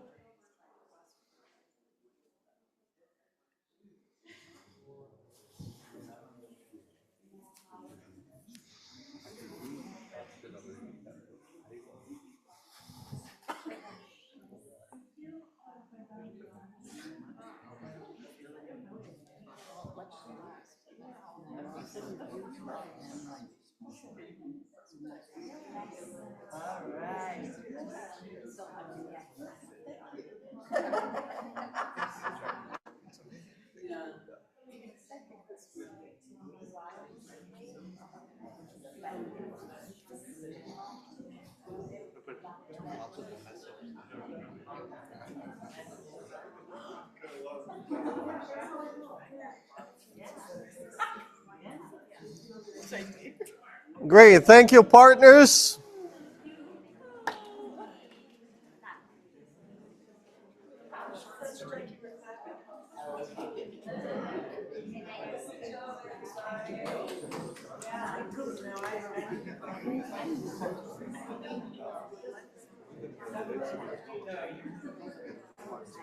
We can have that. Make comments?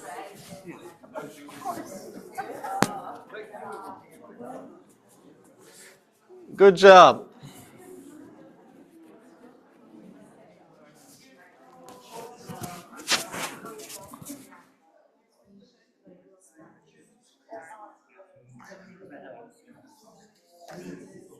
Excellent. Let's grab this momentum. Let's continue.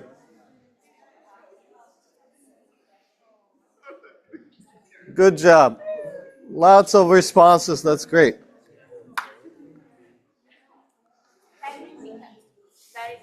Good. We continued. Let's get this momentum. We just created a lot of momentum.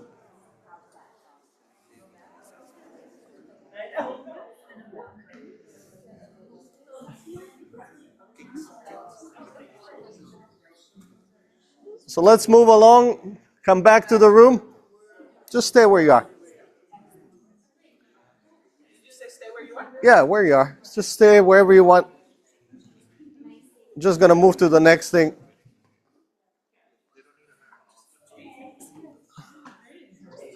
Now with this exercise, a lot has started to shift. A lot has been brought up to the awareness, and also a lot of discomfort on many levels, and a lot of resistance on many levels. We've awakened some parts, and some parts were resisting. But most importantly, you are guiding them towards their heart, towards their Shen.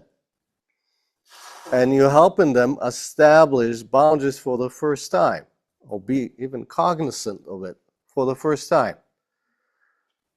And the next step is to continue that momentum with touch. Okay? So for me, most of us were trained to do a hard diagnosis. I don't do it. Because oftentimes what I found, the heart is a reflection of the Shen. So the first thing I do is I diagnose the Shen and the heart. And that's a beginning point for me, and a point that in a way, when I teach my workshops, in a way the first thing that I'm concerned about is helping that person not only come from the heart, but start to let go from the heart consciously, as a collaboration with full consent. Okay? And that's where you start to dance together around their protective patterns. Now, when people carry protective patterns for years and years and years, everything is so difficult. So what you propose is a different way to them. We can let go of things easily. We're going to do it easily. And then from there on, your job is to demonstrate it with touch. Okay? How they can start to let go of years of protection with ease. And the more you can demonstrate that to them, and the more you can give them the tools to do that for themselves, years and years and years of trauma can be let go with ease. And that's when the wonder comes in, the awe. Well, initially it's the disbelief. Are you sure you're pressing the same way at the same spot? Are you sure you're putting any pressure there? You know? And that's part of establishing, again, that trust within the person. That change can happen with ease. Because people, after a while, they don't believe that we can change easily. Change is hard, it's difficult, it's complicated. I don't know how to do it. So that's what we're going to do with the next sequence. Okay? So maybe I'll continue to work with you, if you don't mind. Yeah. Maybe we'll get a blanket. Sure. Yeah. We need this one? No. Yeah, could use that for you. Maybe something smaller. Well, we can use that. Sure. Can get one of those. We don't need such a big one. and a small. Somebody's generous. He is. Thank you so much. Thank you, Reda. So I'll use this underneath your knees, okay? So just lie. Yeah, on your back.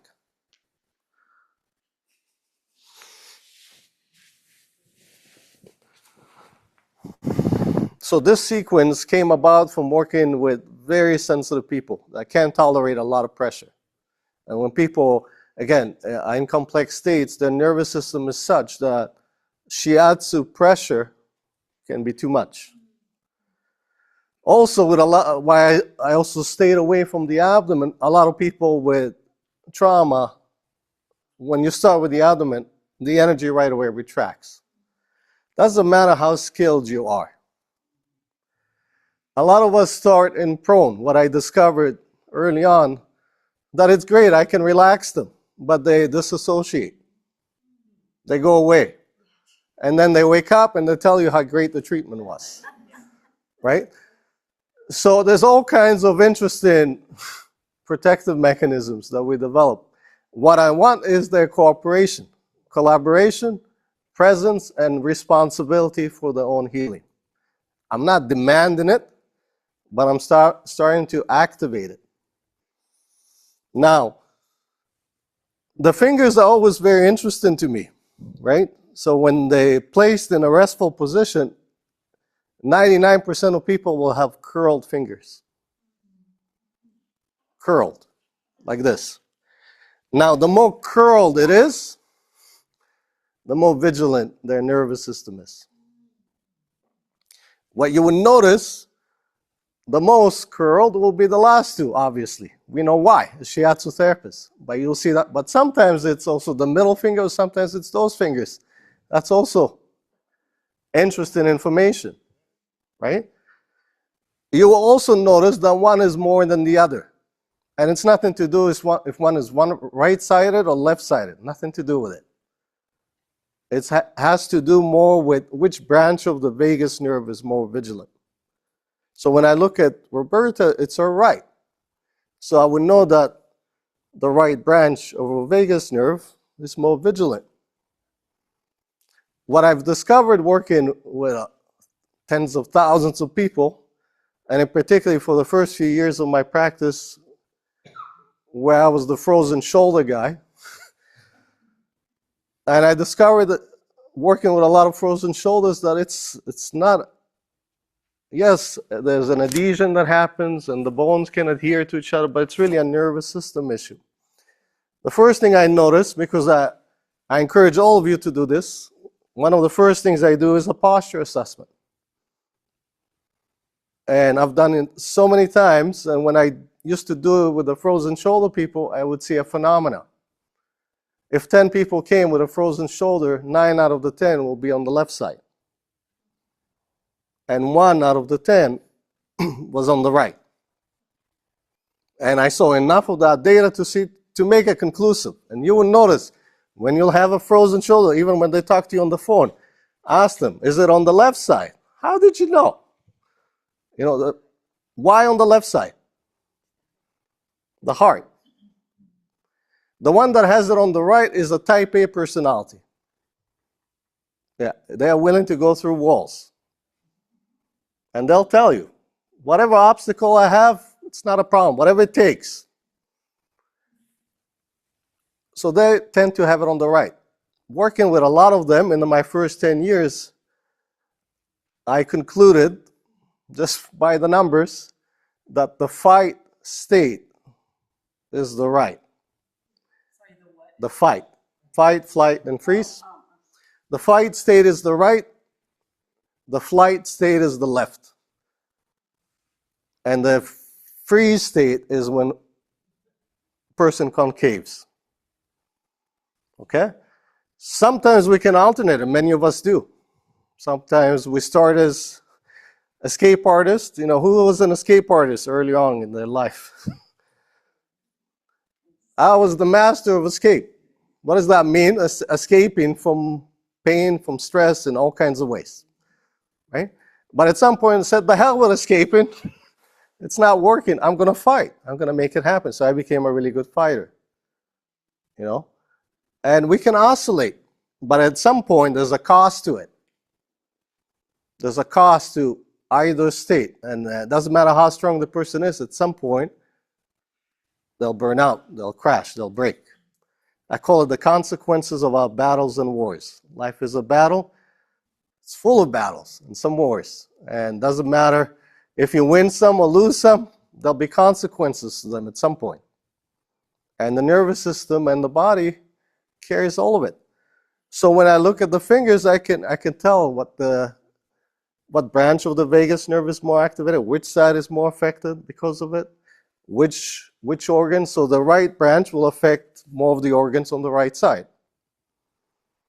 So that includes the liver, the gallbladder, a part of the intestine, and the left will affect more on the left side.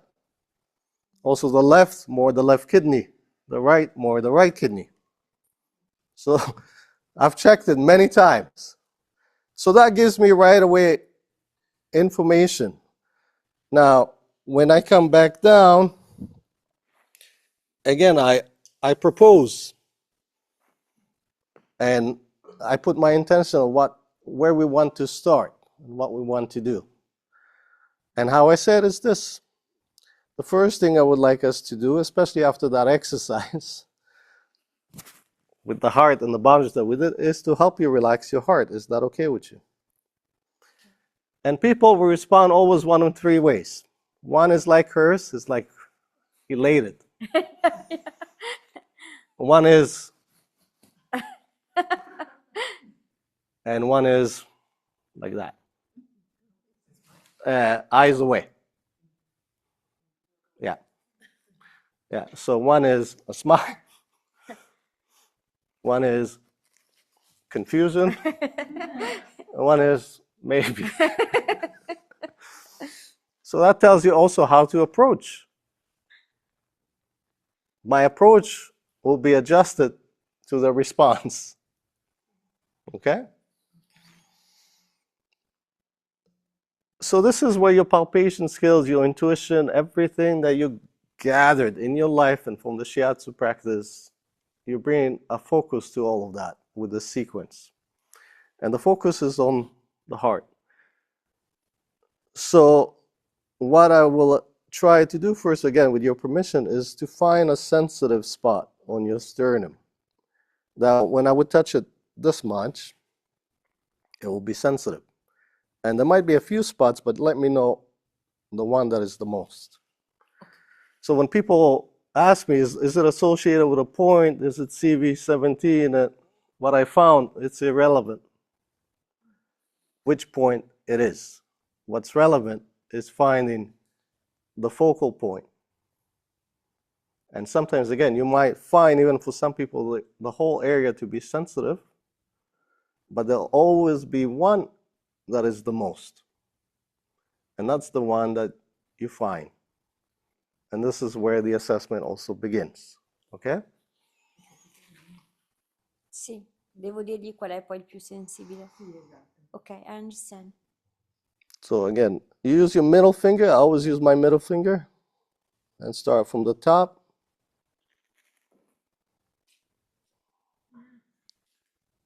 And you're on the center line? So let the CV line. Okay. Interesting. Interesting, right? Just going Down, yeah. 1 point at a time. Stop on 24. Yeah. So there was one that was sensitive there. Yeah. Right? More interesting. Yeah. 17. So slightly above. Yeah. So you focus there. Now, the only way to assess one's heart is to open yours. So what I'm concentrating on is to have my open heart. Right? And I always imagine that from my heart to your heart, there's a stethoscope. So as if my heart is wearing the stethoscope, and it extends through my arm, through the finger, into our heart. And I always start with the physical heart. Now, if you're really sensitive, you can feel the heart of the person through your fingertip in your heart. You can feel the different quadrants of the heart. You can feel, and that's what I do initially. You know, how's the left quadrant? And I can feel it in my heart, right? Well, some people might be able to see it more, right? So I can feel, you know, a lot of nervousness. It's obvious why, right? Heart beating fast, a little too fast, right?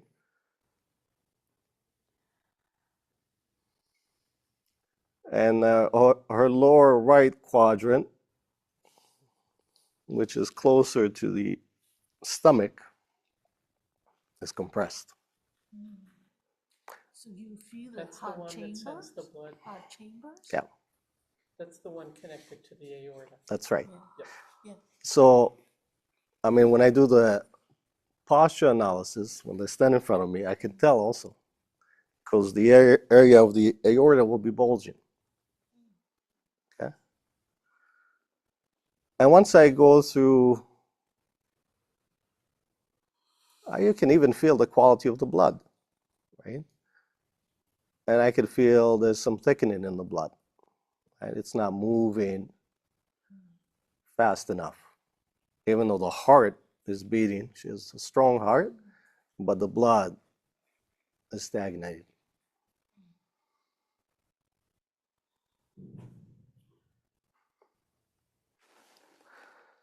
And just like you did with the boundaries, you go through the physical and the mental. What's the mental picture in the heart, right? Beautifully said. Hmm? Beautifully said. Yes. Because there is a mental heart.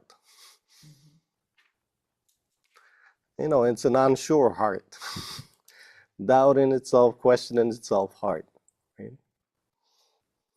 Am I doing this right? Am I doing this wrong? Is the vase in the right position or the vase in the wrong position? You know? So you start to get a picture of the psychological aspect of this heart, of this person. My scapula, my left scapula, a lot of pain now. Yeah, it's okay. Oh,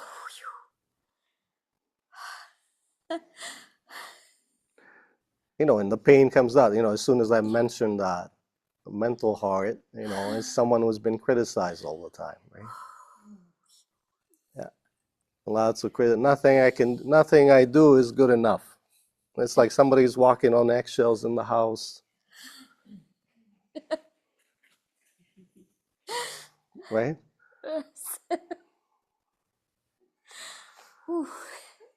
But in reality, when I go underneath all those layers, there's a spirit there that is just loves freedom and adventure and more. I want more of this. She's just got to taste some of it. And the spirit is demanding more. Roberta, more. yeah, more. Leave. Yes. So that's the friction, right?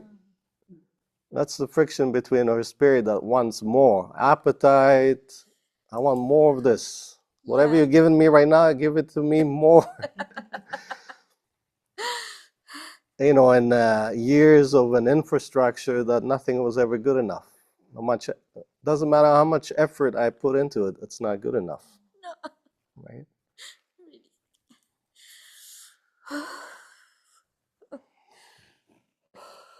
And then what I do to help them, Thank you. I find a corresponding point by sliding my finger on the pericardium channel. And what I'm looking for is an echo underneath my finger here. And once I find it, you will feel the echo. You'll feel a pulsation in the finger. And I just wait until you'll feel a drop in the chest. And the chest will literally drop.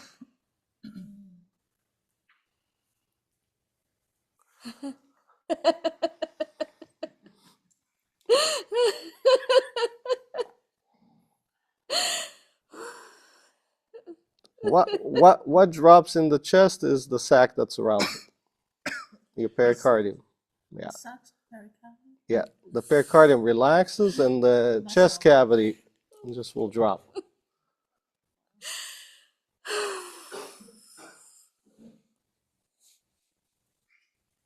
And then it drops. Take a breath there. Again, irrelevant for me.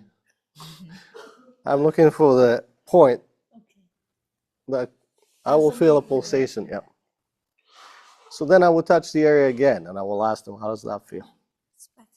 Much better, right? When the sac relaxes there, what you will notice is this area will relax too.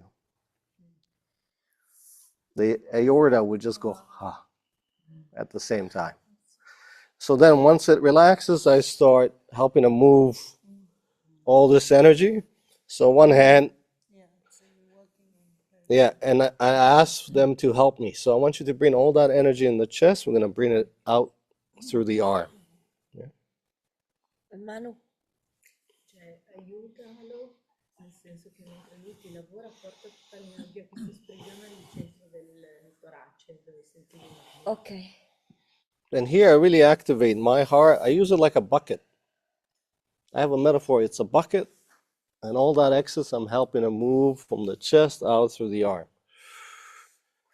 Your heart is a bucket or your heart? Hara. Yeah. You call it the whole arm, or are you in any particular meridian? Or? Yeah, the pericardium, just down. Very pain. Yeah. Yeah. So all that emotional pain, again, help me and just move. Yeah.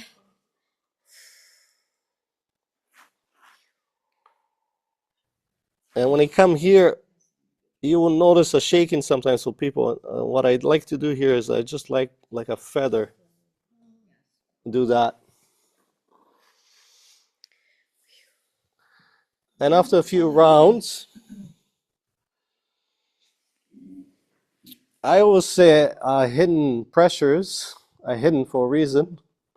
And where they like to hide is in the armpit. Now, again, here I'm not looking for a point. When there's so much pressure that has been living around the chest for so long, here I use my heart to find this hidden pressure. And you have to use your heart, otherwise you'll be digging and you won't find it. You'll be just digging. Where is it? Where is it? Where is it?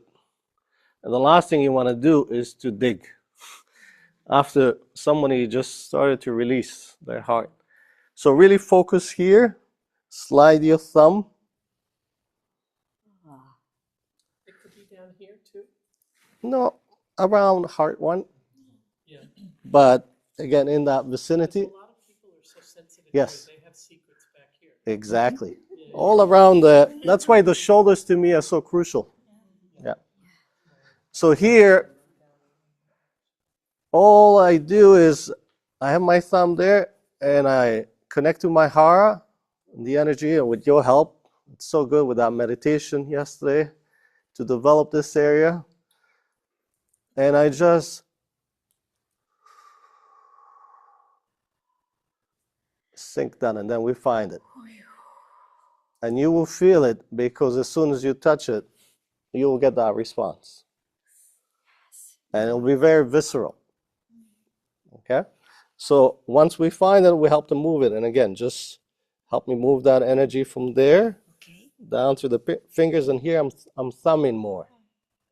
Through the heart channel. And I'm watching also their face because the tendency here is to clench the jaw. So always watch their face. Make sure they're not clenching the jaw. If you see them clenching, just slightly open your mouth and breathe from the mouth. Not too much, just slightly. I don't understand. Oof. Yeah, let's move it together. Yeah. Yeah. There we go. What happens with a client who says, do not work my heart? You don't work the heart. Simply. It's all permission based. Yeah. Yeah. I'm always proposing, I'm always asking for permission. What would you use instead of this protocol? Okay, I'll show you later. Okay. Good question.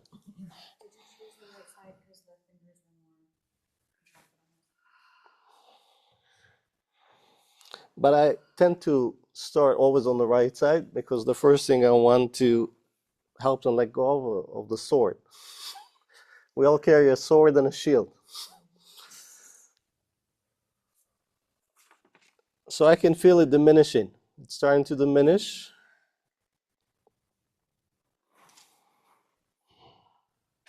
You're doing great. Yeah. But I feel. Ooh. There we go. Yeah. Now, once they release it,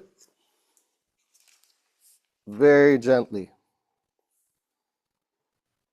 little movements like that. Now, some people will be so vigilant that even if they release, they won't know how to let go. So make it tight, the arm. Make it tight. Resist me for a second. Yeah? Not resist like this, just make it like clench. Yeah. So some people, they just don't know. You place a finger.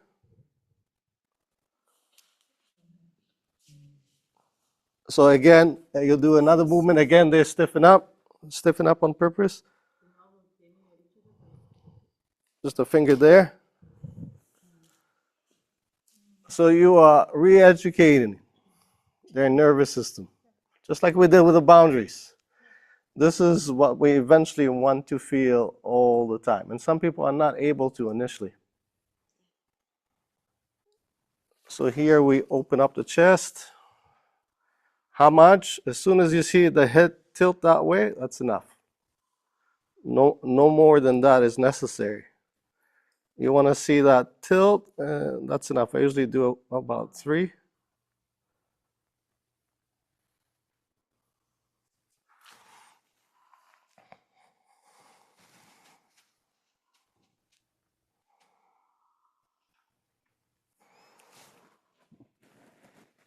And that's part 1. So that's a beginning, step 1, and then I'll take you through the second step after you do it with your partner. So go partner up. Would you go and do it on the other side? Yep. Yeah. But I wanted to stop here for now because the next thing will be a different step connecting to the other side. Oh. So let's just start with the assessment and helping them release the heart in this way. Are we using the same person we did the first Yep. exercise with? Yeah. On this assessment, you didn't go down the whole CV. No. So you're going just to the heart, whatever point. Yep. There. Okay, thanks. Exactly. Where did you stop? Right at the top, below the notch here. Yeah. Down, all the way down to. Yeah. Just not the bone. Yeah. We have a quick bathroom break. Sure. Quick. Okay, partner up and let's do it. I don't want to work with the person I worked with. I Oh. did not trust her at all. What can we do? I know. The snow. Oh my God. Can I just work on her, maybe? Yeah. Just when it's time to change, we Sure. won't? Sure. You can do that. Start there. But this is a good practice for you. Yes.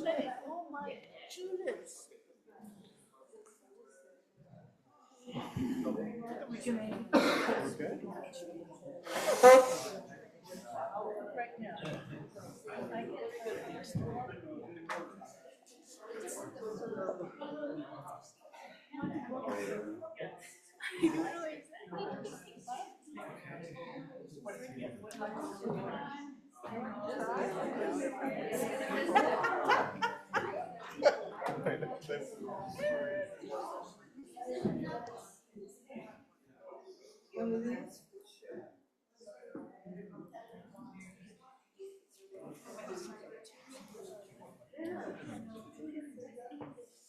Mine are gonna close no matter what. I'm so dry.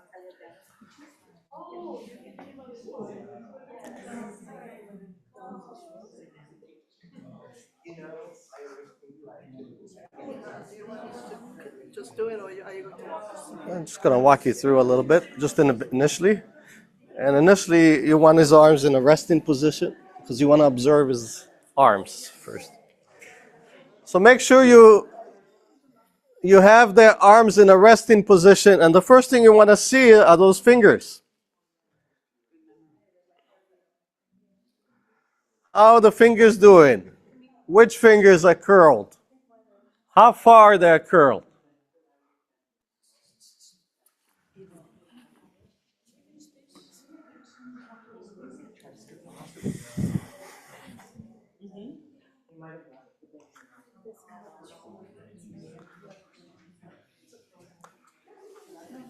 They've got a neighborhood spider.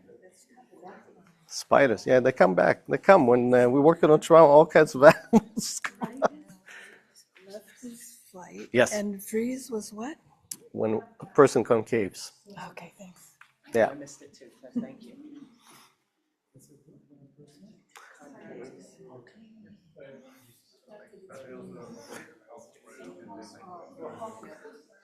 Are you guiding us, or are we just going? You just start. If you remember, I can guide you. Okay. But if you remember, you can start. Always ask for permission first. The first thing I would like us to do is help you relax your heart. Is that okay with you? Notice the response in the face.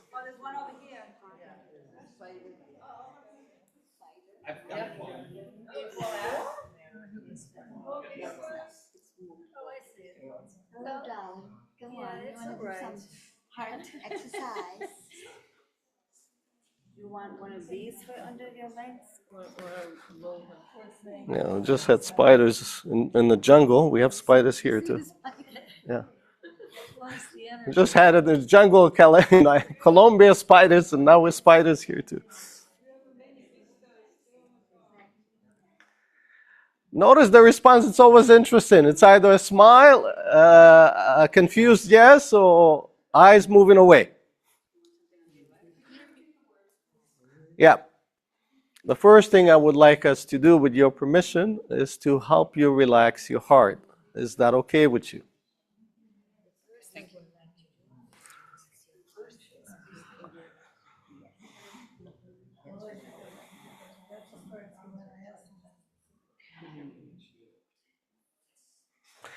I haven't had one person in my life say no. Not one person. Yet. It could happen, but I haven't.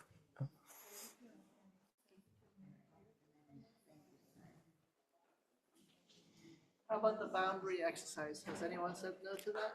Yep. Yeah? Yep. And with some people, I just don't do it also. So again, you start from the top and say, we're going to look for a sensitive spot. And when I will touch it, it will be quite sensitive. Now, there might be a few of them, but tell me which one is the most sensitive.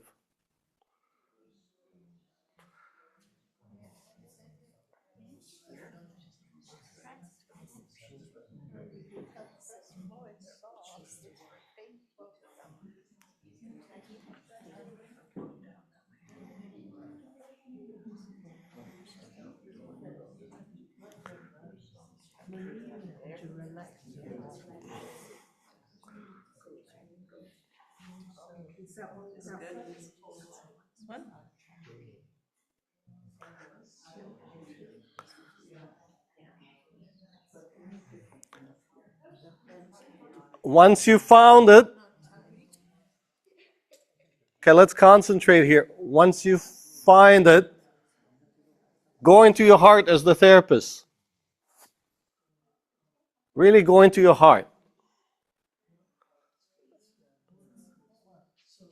And imagine a stethoscope from your heart connecting to your arm to the middle finger. Давай.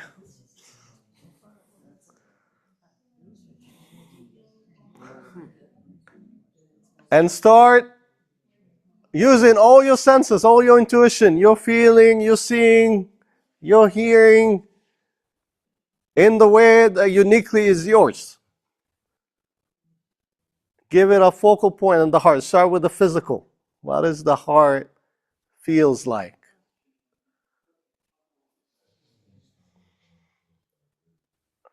How's the rhythm there?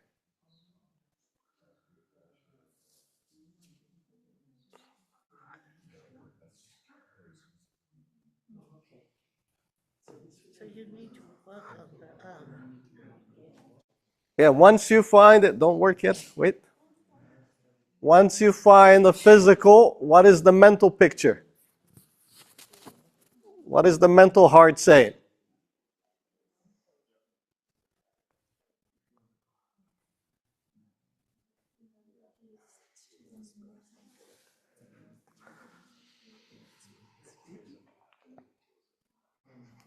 What's the mental picture of the heart?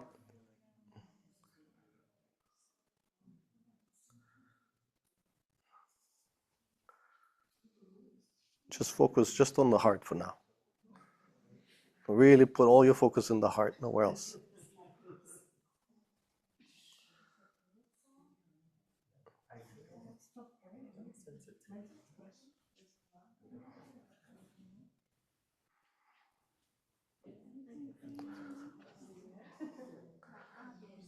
What are the mental pictures you're getting? The psychological heart.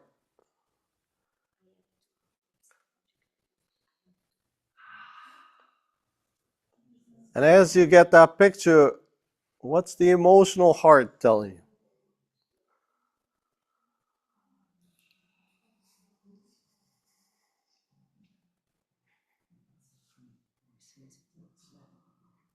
Use your intuition, your focus.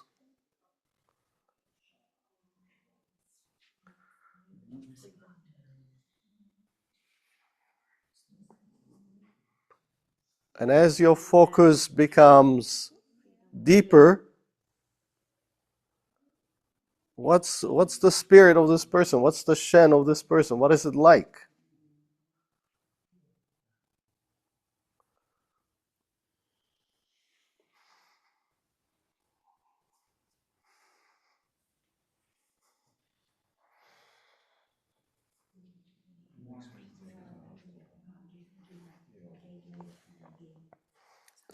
Stay in one point. Did you find the point? It's moving now, she said. Yeah, but stay on it. Your job is to stay on it. The point is still there. It's Yeah. just that I can feel movement. Of from course, that of going course, down. yeah. So something is happening inside of her. Just stay with it. Don't move your hand. Stay. Yeah, still. Just like a stethoscope.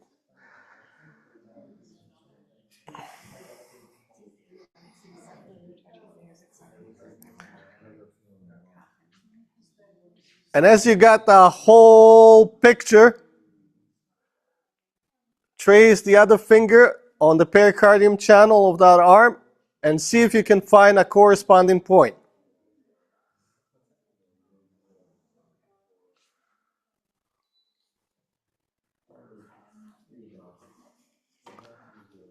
Try and use the other middle finger too. It tends to be from the elbow down, always. It tends to be, but not 100%, 99%, always from the elbow down. A distal point.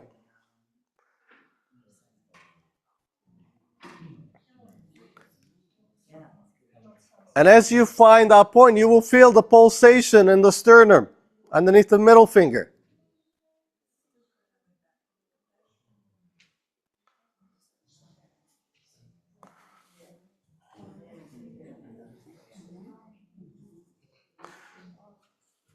Try and open your knees more so it'll be more comfortable.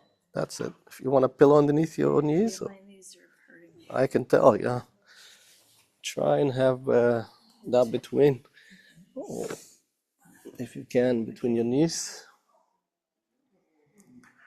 Once you found that distal point and you feel the pulsation, just wait until you will feel a drop. Be patient, you will feel it.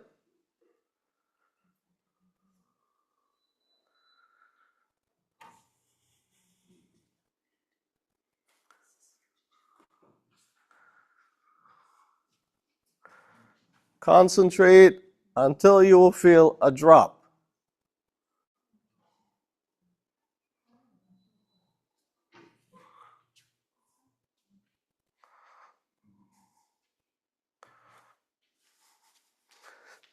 Yeah, slide with that middle finger of yours. Try that. So even with the layers, slide with slight pressure, just like that.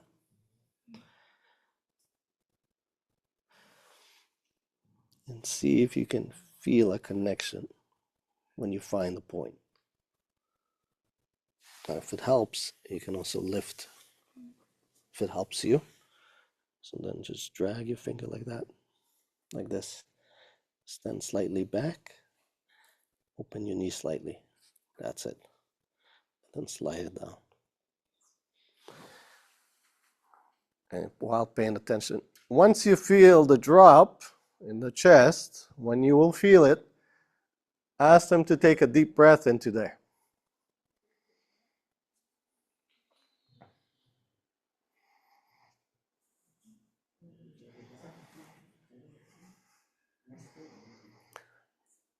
And once they took that deep breath in and out, recheck the point and see if it's gone. If it's gone or if it's way less, or if it's still there, you didn't find the right point.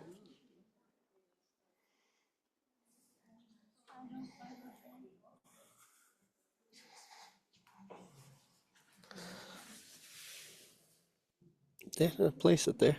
I can put my finger on you.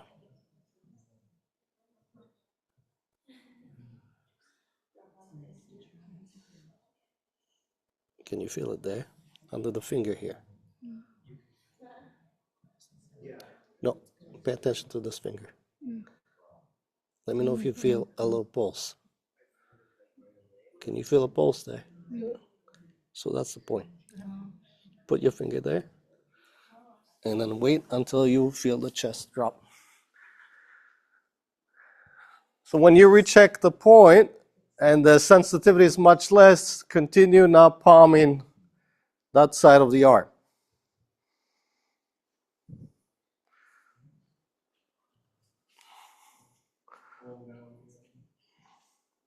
So palm down, that side.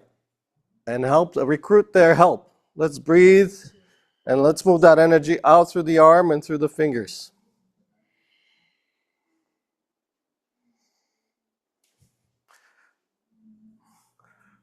So one hand on lung 1, lung 2 on the chest, and the other one palming down.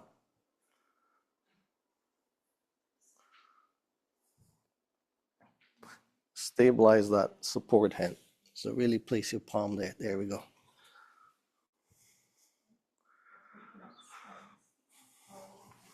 Slow down.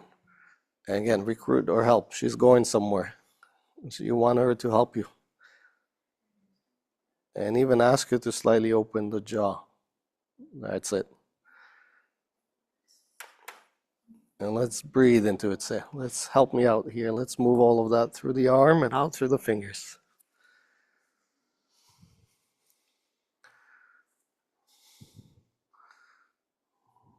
And here you can recruit him a little bit more, right? So when you find like it's almost drifting there. I just has to do some breathing. Good. Exactly. So when you see that kind of face, they're going somewhere. And once you palmed it about 3 or 4 times, slide your thumb to the armpit area towards heart 1 there. The right thumb. Yeah. Open your knees slightly.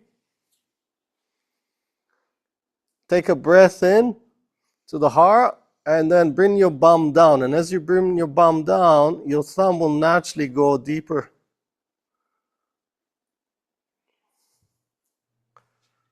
Yeah.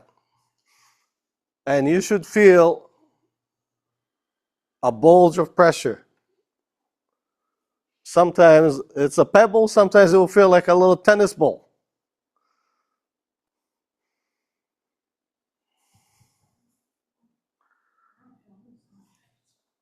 How do you know you hit them? you hit that ball, their face will change immediately.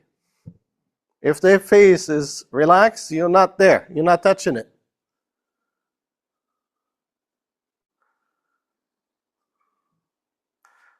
And you should feel it. A trained therapist should feel it underneath their thumb. Once you found it, with the other hand, again, ask them to help you move it down the heart channel.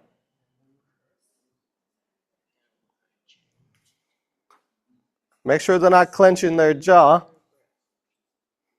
His face is not changing, even though I thought I felt that. Yeah, so I would open the arm a little bit more. You got long arms. Really use your heart. Yeah. That's it. Is that it? Yeah, yeah. Bring it down. You bum a little more. Oh, a lot more pressure. Well, just deeper. Yes, deeper. Yeah, you're just going a little deeper. And there we're finding something. Can you feel that? But his face didn't change. It's okay. Bomb. Yeah, it's okay. But, sometimes That was the instruction. when it's more direct, it's used to pressure, but it's palpable for you, right? So he can handle a lot of pressure. He feels it though. He might look nice about it, but he feels it. He's just trying to hide it. Yeah. It's not that it's numb. It's just nice about it. And once you created that release, pick up the arm and shake it gently.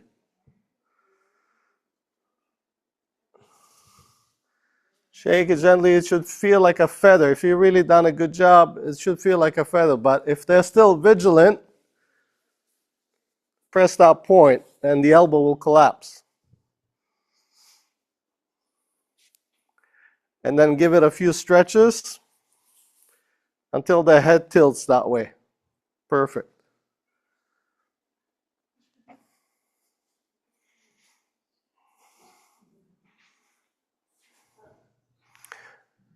And when you stretch, this is what I would suggest. If you don't mind, just watch me for a second.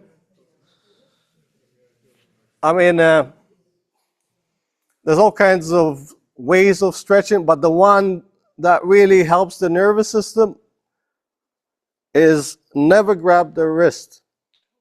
When you grab the wrist and you pull back, you lift in the skin and the fascia with it. And that's not very supportive for the nervous system. So what I do is I bring my thumbs together, the hand over my hand, and I just go back until I see that tilt. And that has a totally different effect. What you're looking is for the effect.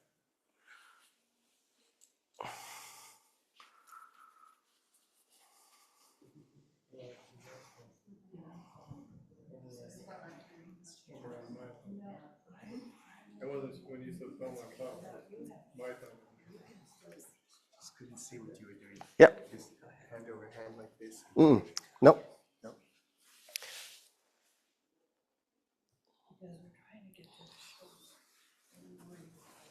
So I just grab it there, thumbs crossing, and then the hand over my hand. Yep. That's it. Bring it to your, and then all I have to do, not much. And that's a stretch already. And here, if I wait a few seconds, there'll be a relaxation response. Now, if she's still vigilant, I just do this, and then I'll shake. Okay.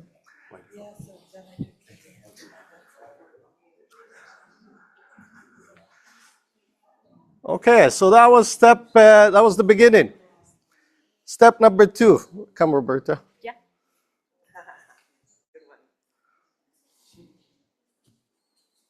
Just lie on your back.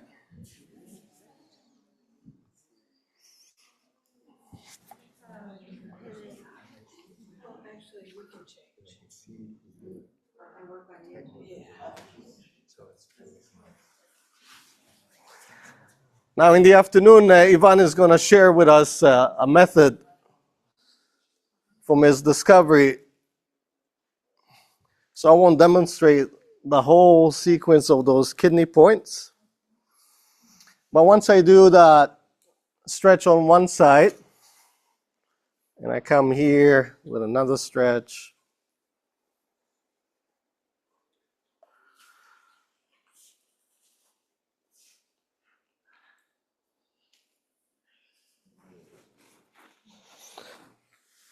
then one hand on the crown, very gently,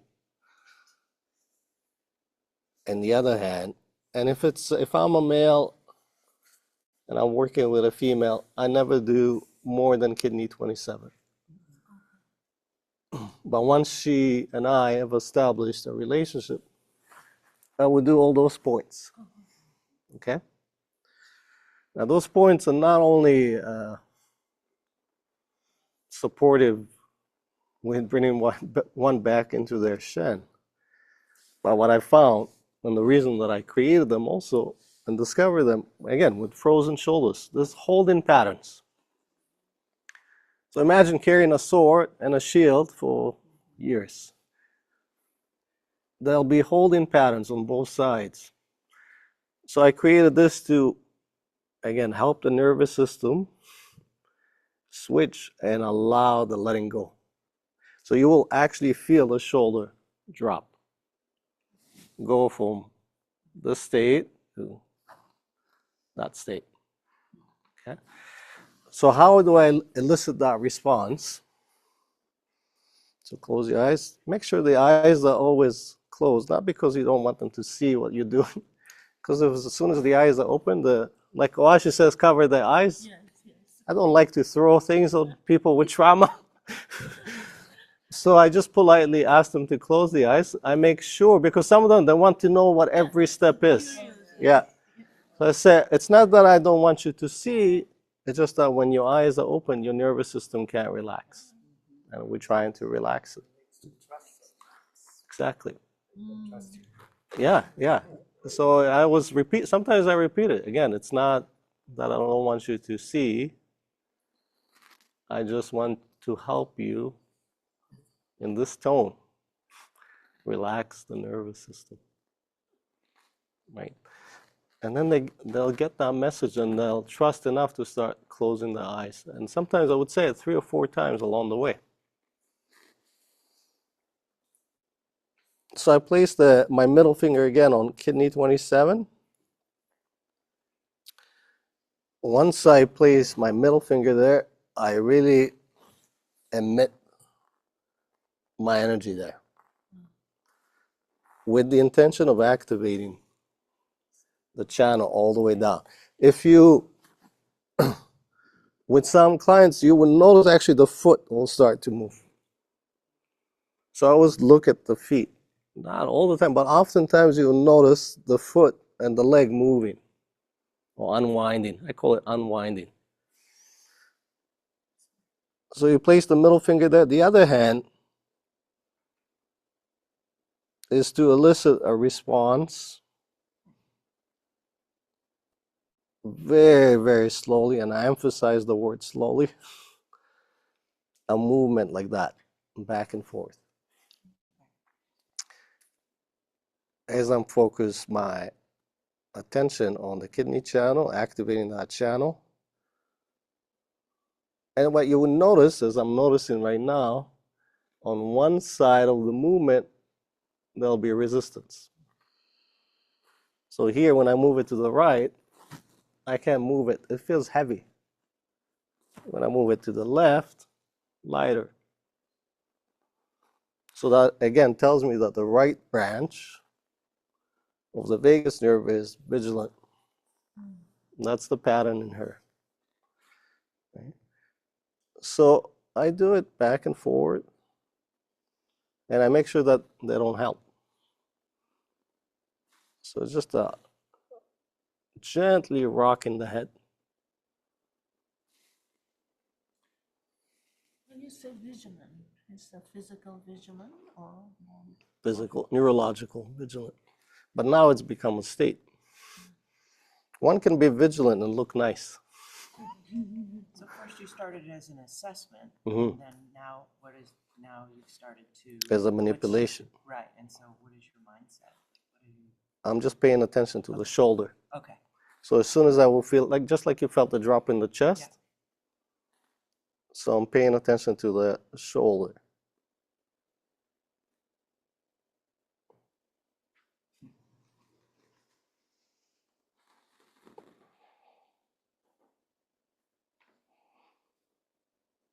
And you can actually feel someone, it's like as if someone is holding their breath in the upper chest.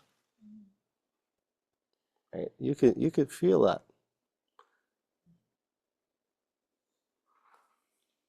And then the breath is changing. You can see it.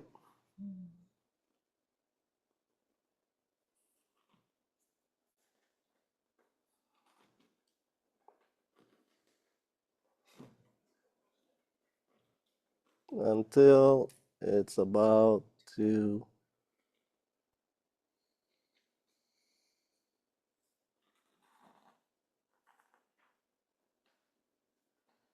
drop. How do you know it dropped? Because when you come above and you just simply put your hands there, this will be lower than this. I'm not opening the chest here yet. I'm just placing my hands to assess the effect. So the right will be lower than the left. Okay? And if you continue to do the other parts with the same technique, here for the kidney 27, it's like the shoulder drops. For the other one, what will be the effect? The diaphragm, the rib cage, all the way to the cavity. You start, in a way, opening a bridge that starts to integrate or connect. And the whole right side, and this is where you start to feel, or to see the involuntary movements in the leg. You can put someone into a trance. That's a standalone treatment. It's just this upper sequence that I'm showing you. That's a standard treatment that I give many clients. And just doing those kidney points on both sides is supremely powerful. Now here I go into the vagus nerve. So Rob gave us a little introduction to it. It's one that all my clients, they get to know their vagus nerve better than therapists. And the first thing they ask me when they come in, how's my vagus nerve doing? Because they come to understand and feel how important it is. And then if I give them the tools to do it themselves, wow, that's a game changer. Because then we can piggyback on the treatments. They can maintain that reset. And suddenly the effects are so cumulative in such a short amount of time, they buy in. So right finger on the right side of the SCM, left finger there. It's a simple way of assessing. So the right is more vigilant than the left. So that continues with what I saw with the fingers, what I felt on the shoulder. And when I find that the right is more vigilant, again, I recruit them. I'm going to relax the nerve that creates everything for you. All your stresses, all your pain, all your tension. And we're going to do it together. We're going to do it very gently. Okay? So feel my finger there and create a gentle rotation to the right. Slow and steady. Now you're not offering any resistance. You're just accompanying the movement. And the finger is a placement and a reference point for them. No, just one. And for about a count of 10, people say, well, how long? About a count of 10. And then here you ask them to contract. So contract this side, that's it. So here they squeeze, activating the nerve. About a count of 5, and now melt. And when they melt, allow them to melt. Don't ever say let go. People will stress just hearing that word. So I found melt works. Okay, because this is really what we want. We want them to melt. And sometimes it's hard. So with the guidance of your hands, you educate them too. So let's do it again. A movement to the right. Slow, steady. Control the speed. Some people drive 100 miles an hour and never know that they're driving that fast. And contract. And melt. Now take a breath in and out. That breath in and out is vital too. And you slowly bring the head back. The key is slow. And they actually bring it back. Again, you're just supporting this whole process. And one more time.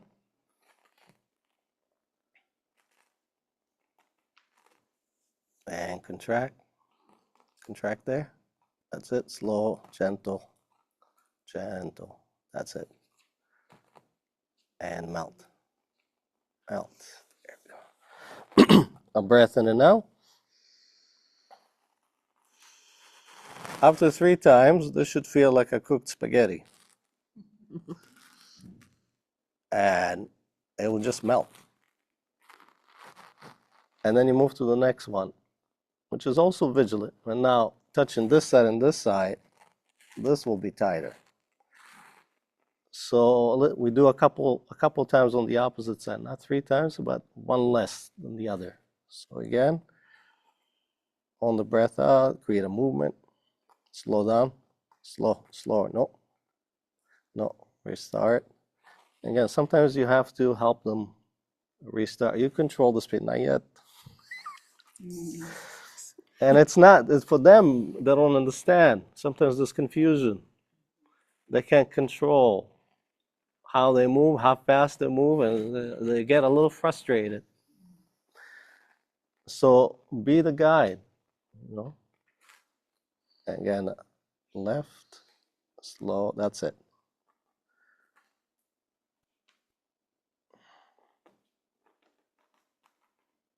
And contract. Gentle, gentle contraction. Gentle, Roberta. Gentle, that's it. And melt. And a breath in and out.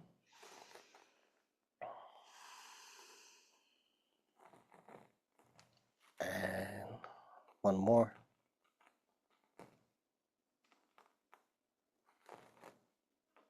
And contract. Gentle. Focus on my finger. Gentle, Roberta. And melt. Wait. You see how she wants to move? You can feel it underneath your hands. The years and years of vigilance. Yeah. And slowly move back. That's it. And it should feel like that. And that's how you know you got the effect. So once you do that, you come back on the other side. Activate the other kidney 27.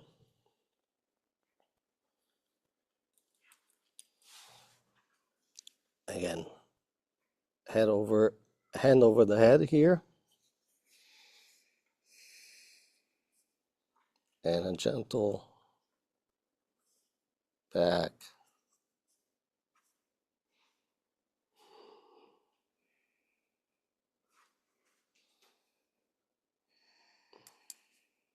So again, I'm paying attention to this shoulder now.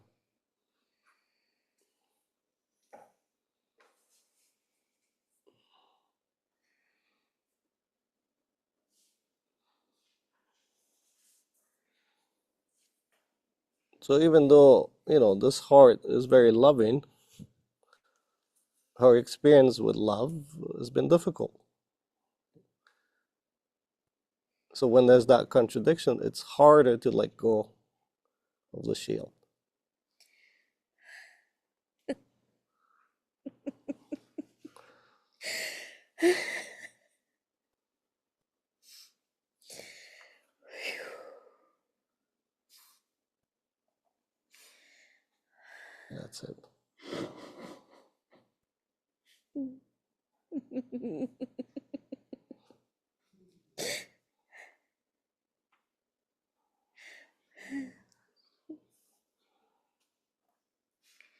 That's it.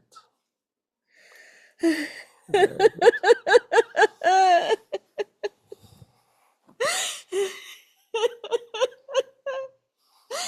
So now that the shield is down, again, you will feel a drop.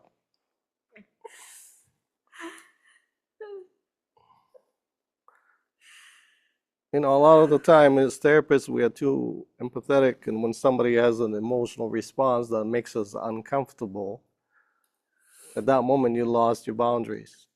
And really, in reality, all the person needs is the space to emote the most uncomfortable, and whatever that is.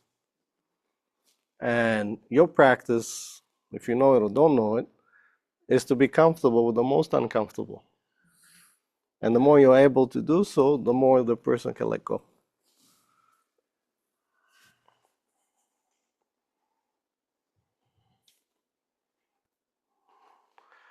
And once I'm on this side, again, I palm, and let's move it, all of that energy out this arm now.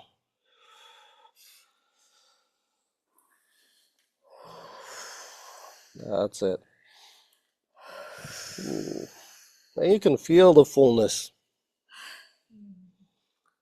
So it's excess. And we're just together moving it out.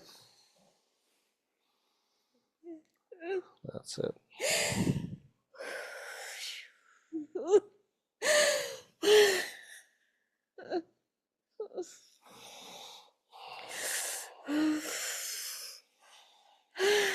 That's it.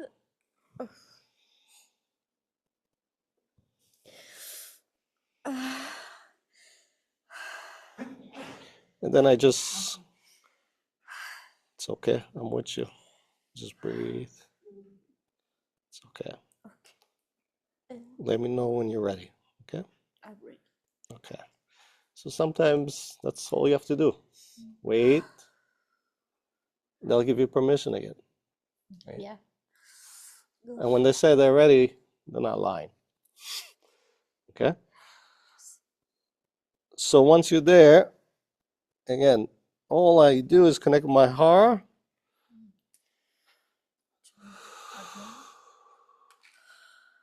And I can connect with that energy.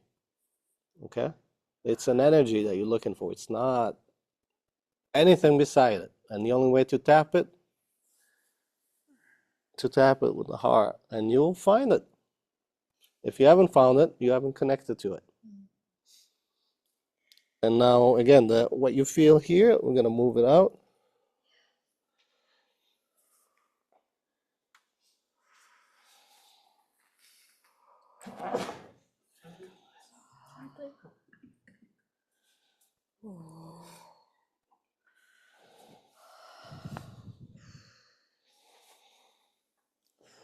That's it.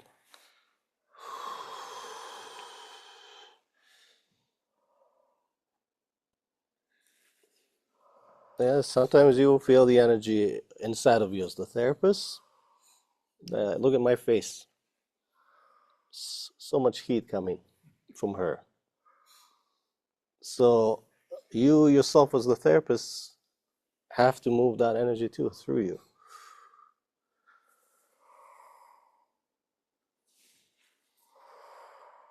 That's it. Almost there.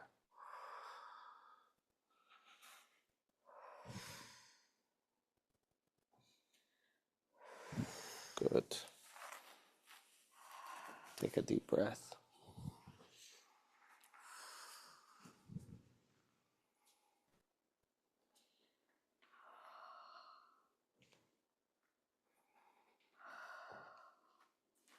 But once she shakes it out,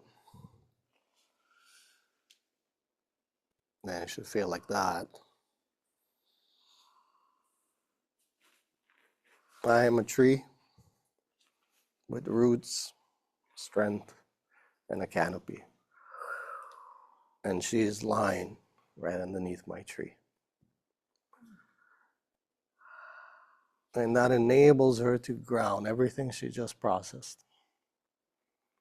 So you can place a hand there, there, or there. And in our case, I want to place it there.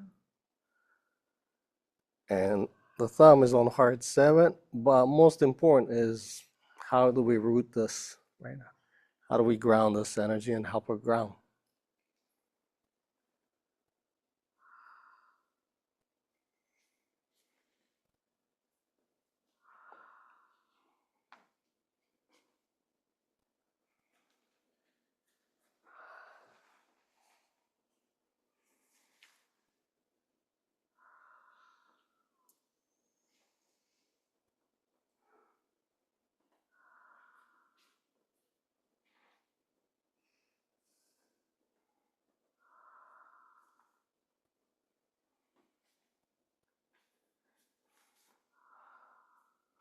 I love that connection. Rob mentioned the connection of the points in the palm. I just love that. Yeah. I mean, we just shared a journey with our spirit and our heart and a life story. So it's an honor. Thank you.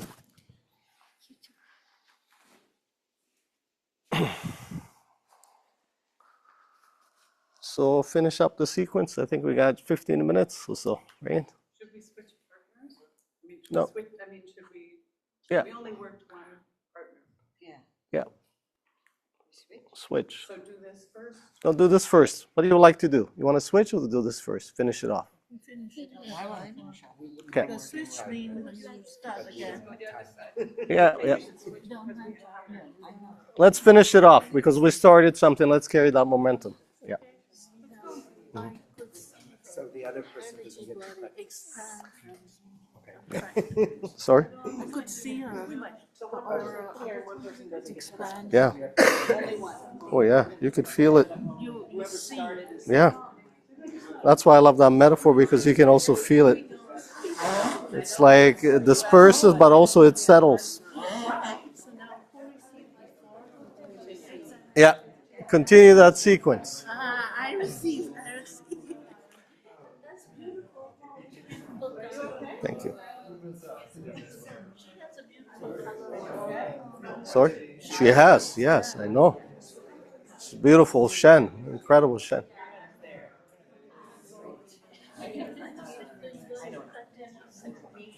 Who was receiving Continues to receive that.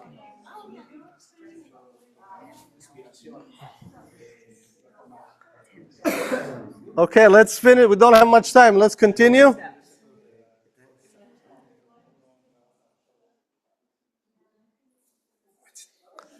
It's Tom, by the way. Oh, what did I say? Rob. Oh, It's close enough. Sorry. It has an O in it. It's good. Sorry. Tom. Sorry. I apologize. I was in the moment.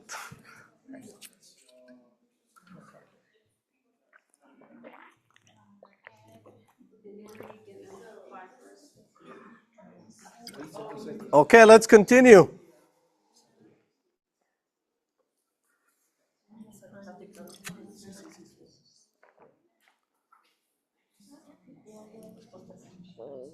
Yeah.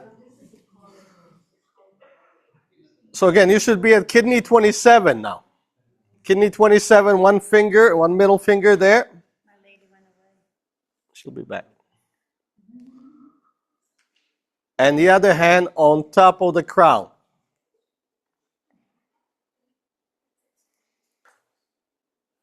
On top of the head. Yeah. Emit the energy to kidney 27. And even create a micro rotation with your fingertip clockwise into the point. And once you connect with the energy of that point, the energy of the kidney channel, your intention is to enable them to let go of the right shoulder, chest. And slowly start to create a movement with the head, very slowly, a micro movement side to side. And as you're moving it side to side, get to assess also When I move it to the left comparing to the right, what do I feel?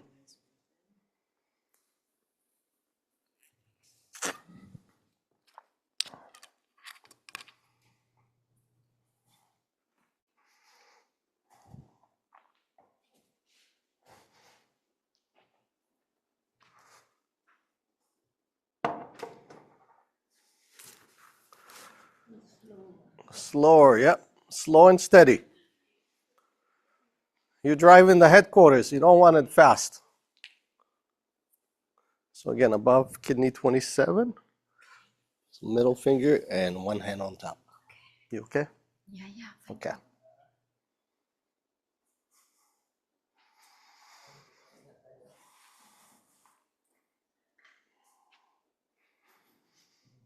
Until you feel a drop. It doesn't take very long.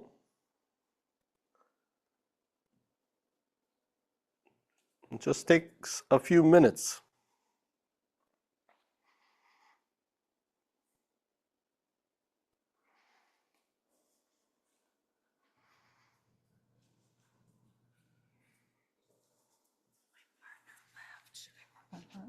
Her partner's in the washroom. Oh, okay. I'll just observe. No, you can. My partner went up to pack her stuff. Oh, so you can. Yeah. You know what to do.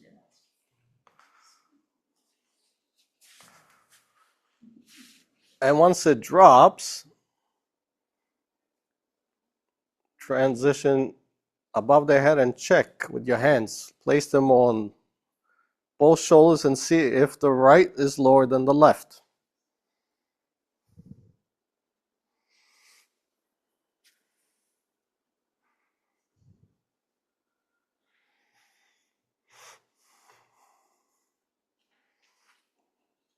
Okay, and when you're above them now, check the SCMs. Simply one finger on one side, the other on the other.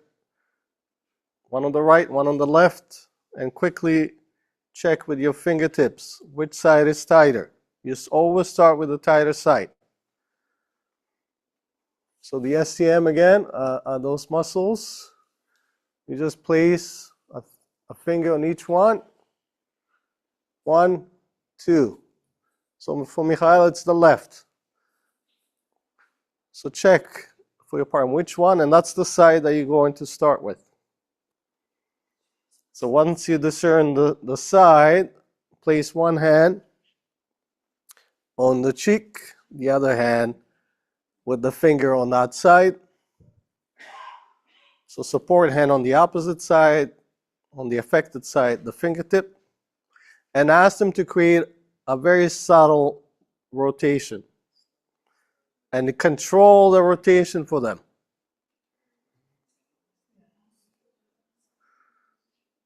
Slow and steady. And you can use as the therapist a count. The count is 10. 1, 2, 3. It should be that slow. 4. When you reach 10, ask them to contract on that side, right where your finger is.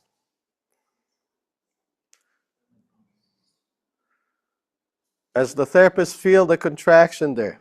Count to 5.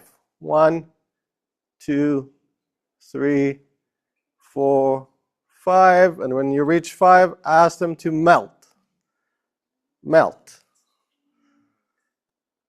That's it. And even assist them to melt to that side. And then ask them to breathe in and out and slowly bring them back. That breath in and out gives them a chance, or gives the nervous system a chance to reset. And when they breathe on the out, slowly bring them back. And then repeat it 2 more times in that sequence. Same side. 3 times on that side.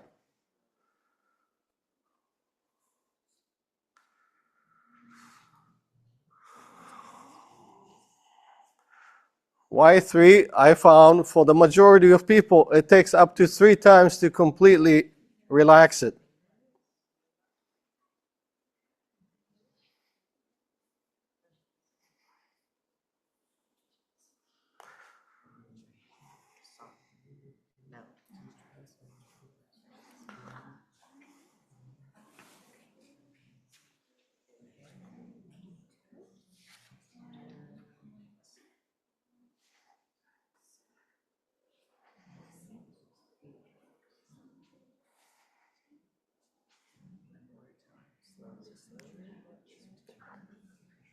And again, they doing all the work. You are just there with them, creating the parameters.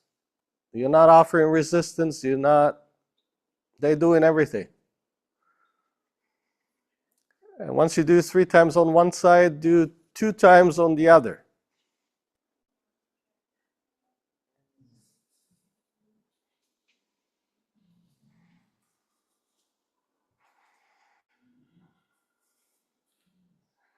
So I would suggest the thumbs, slide the hands a little wider. Yeah. That's it. This? Yeah. Oh, that this way. feels more soothing Sure. than that over the eyes. Oh, okay. I thought. Okay. No, it's okay. Just like that. That's all, a minor adjustment there.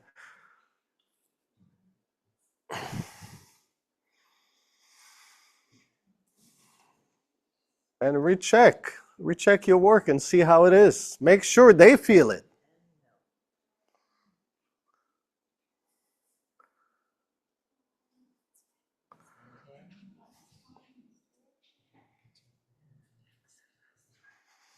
Once you've done both sides, opposite shoulder, kidney 27.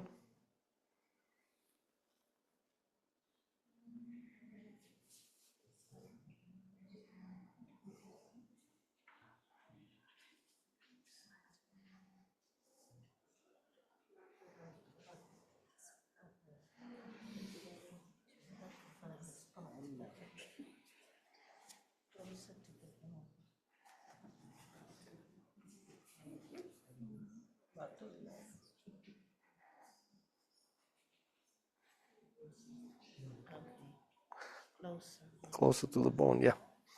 So the clavicle, find the, so clavicle is low, that's good. So that's the one, yep.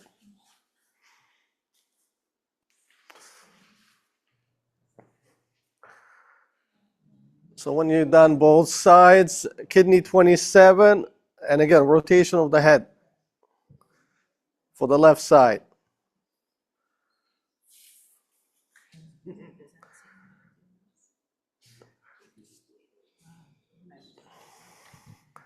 Now at home and back in your practices, experiment with doing all the points on each side. Yeah.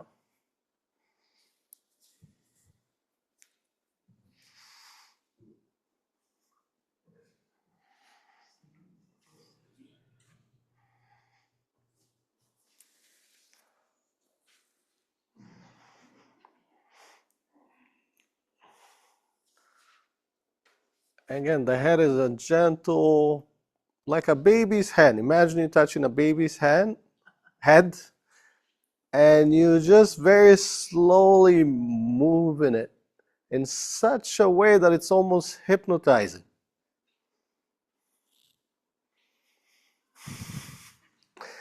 Like you're putting a baby to sleep.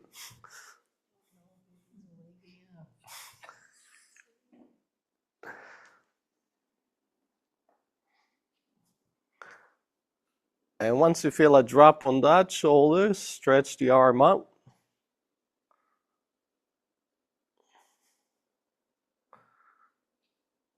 Open that part of the chest, the left side.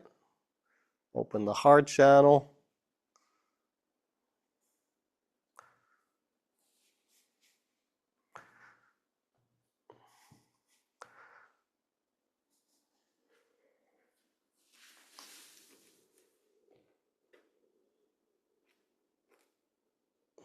Wait.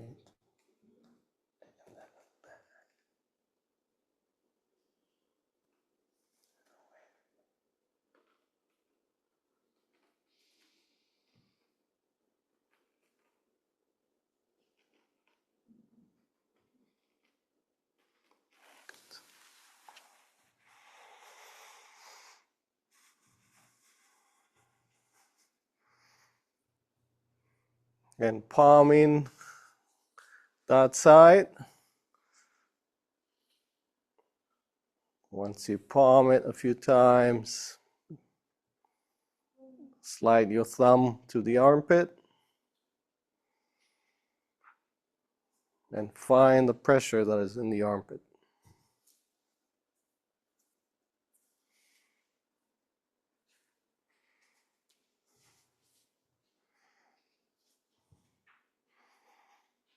Yeah, so once you got your thumb there, bring your heart down to the floor and you're really gonna hit the center of it.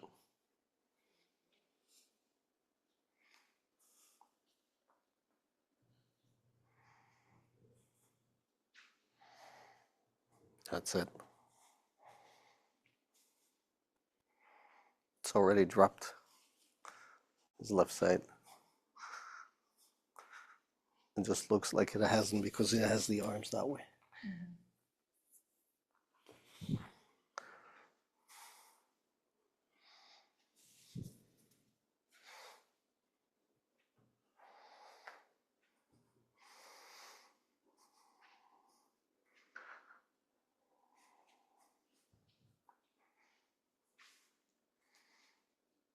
And once you release that side and all the pressure there, just complete the treatment with grounding.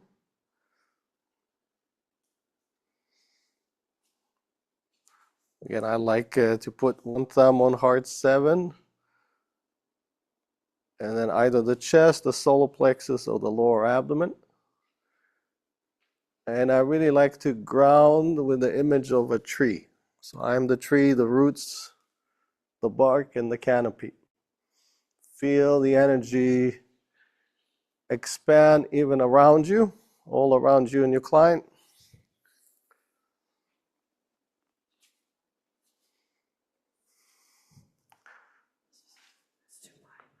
Just sit on your bum. I have a torn meniscus. Oh, it's terrible.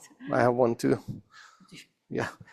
So sit not on your knees, but sit on your bum. Yeah. Yeah. But facing her.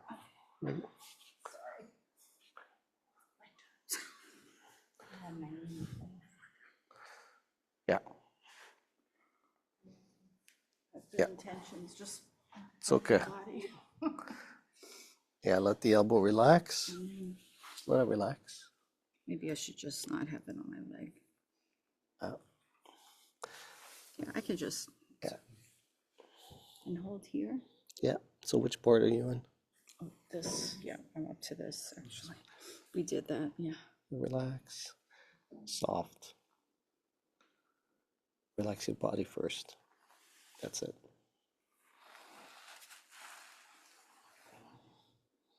So the more relaxed you are, the more she can relax. I don't know. It feels awkward no matter where you put it. So just play there. And ground her with a thumb on heart 7. I don't know Shiatsu, I'm Reiki. So that's okay. Here? So right in that depression, with that little finger, there'll be a depression there. So put that Reiki energy there, and put that Reiki energy right there.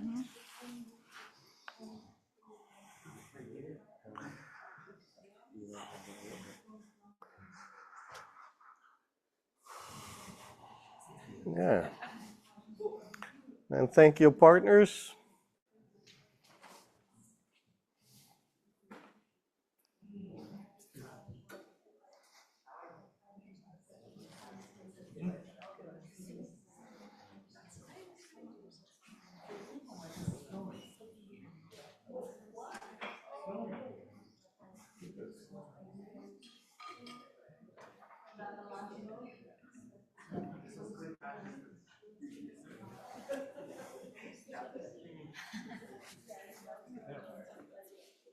I know. We got the spiders, we got the snow. It's perfect for trauma. It's very dramatic. Yeah, there were spiders here. They followed me from Colombia, you know. Yeah. I guess not. You know, they hopped on my suitcases. Did you have surgery there? Did you have surgery? No, that's just from years of working with trauma. On that side? Yes. Both sides?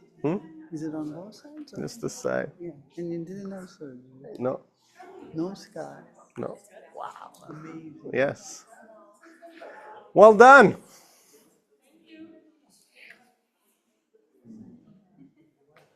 If you have any questions, we'll just got a few minutes for questions or feedback.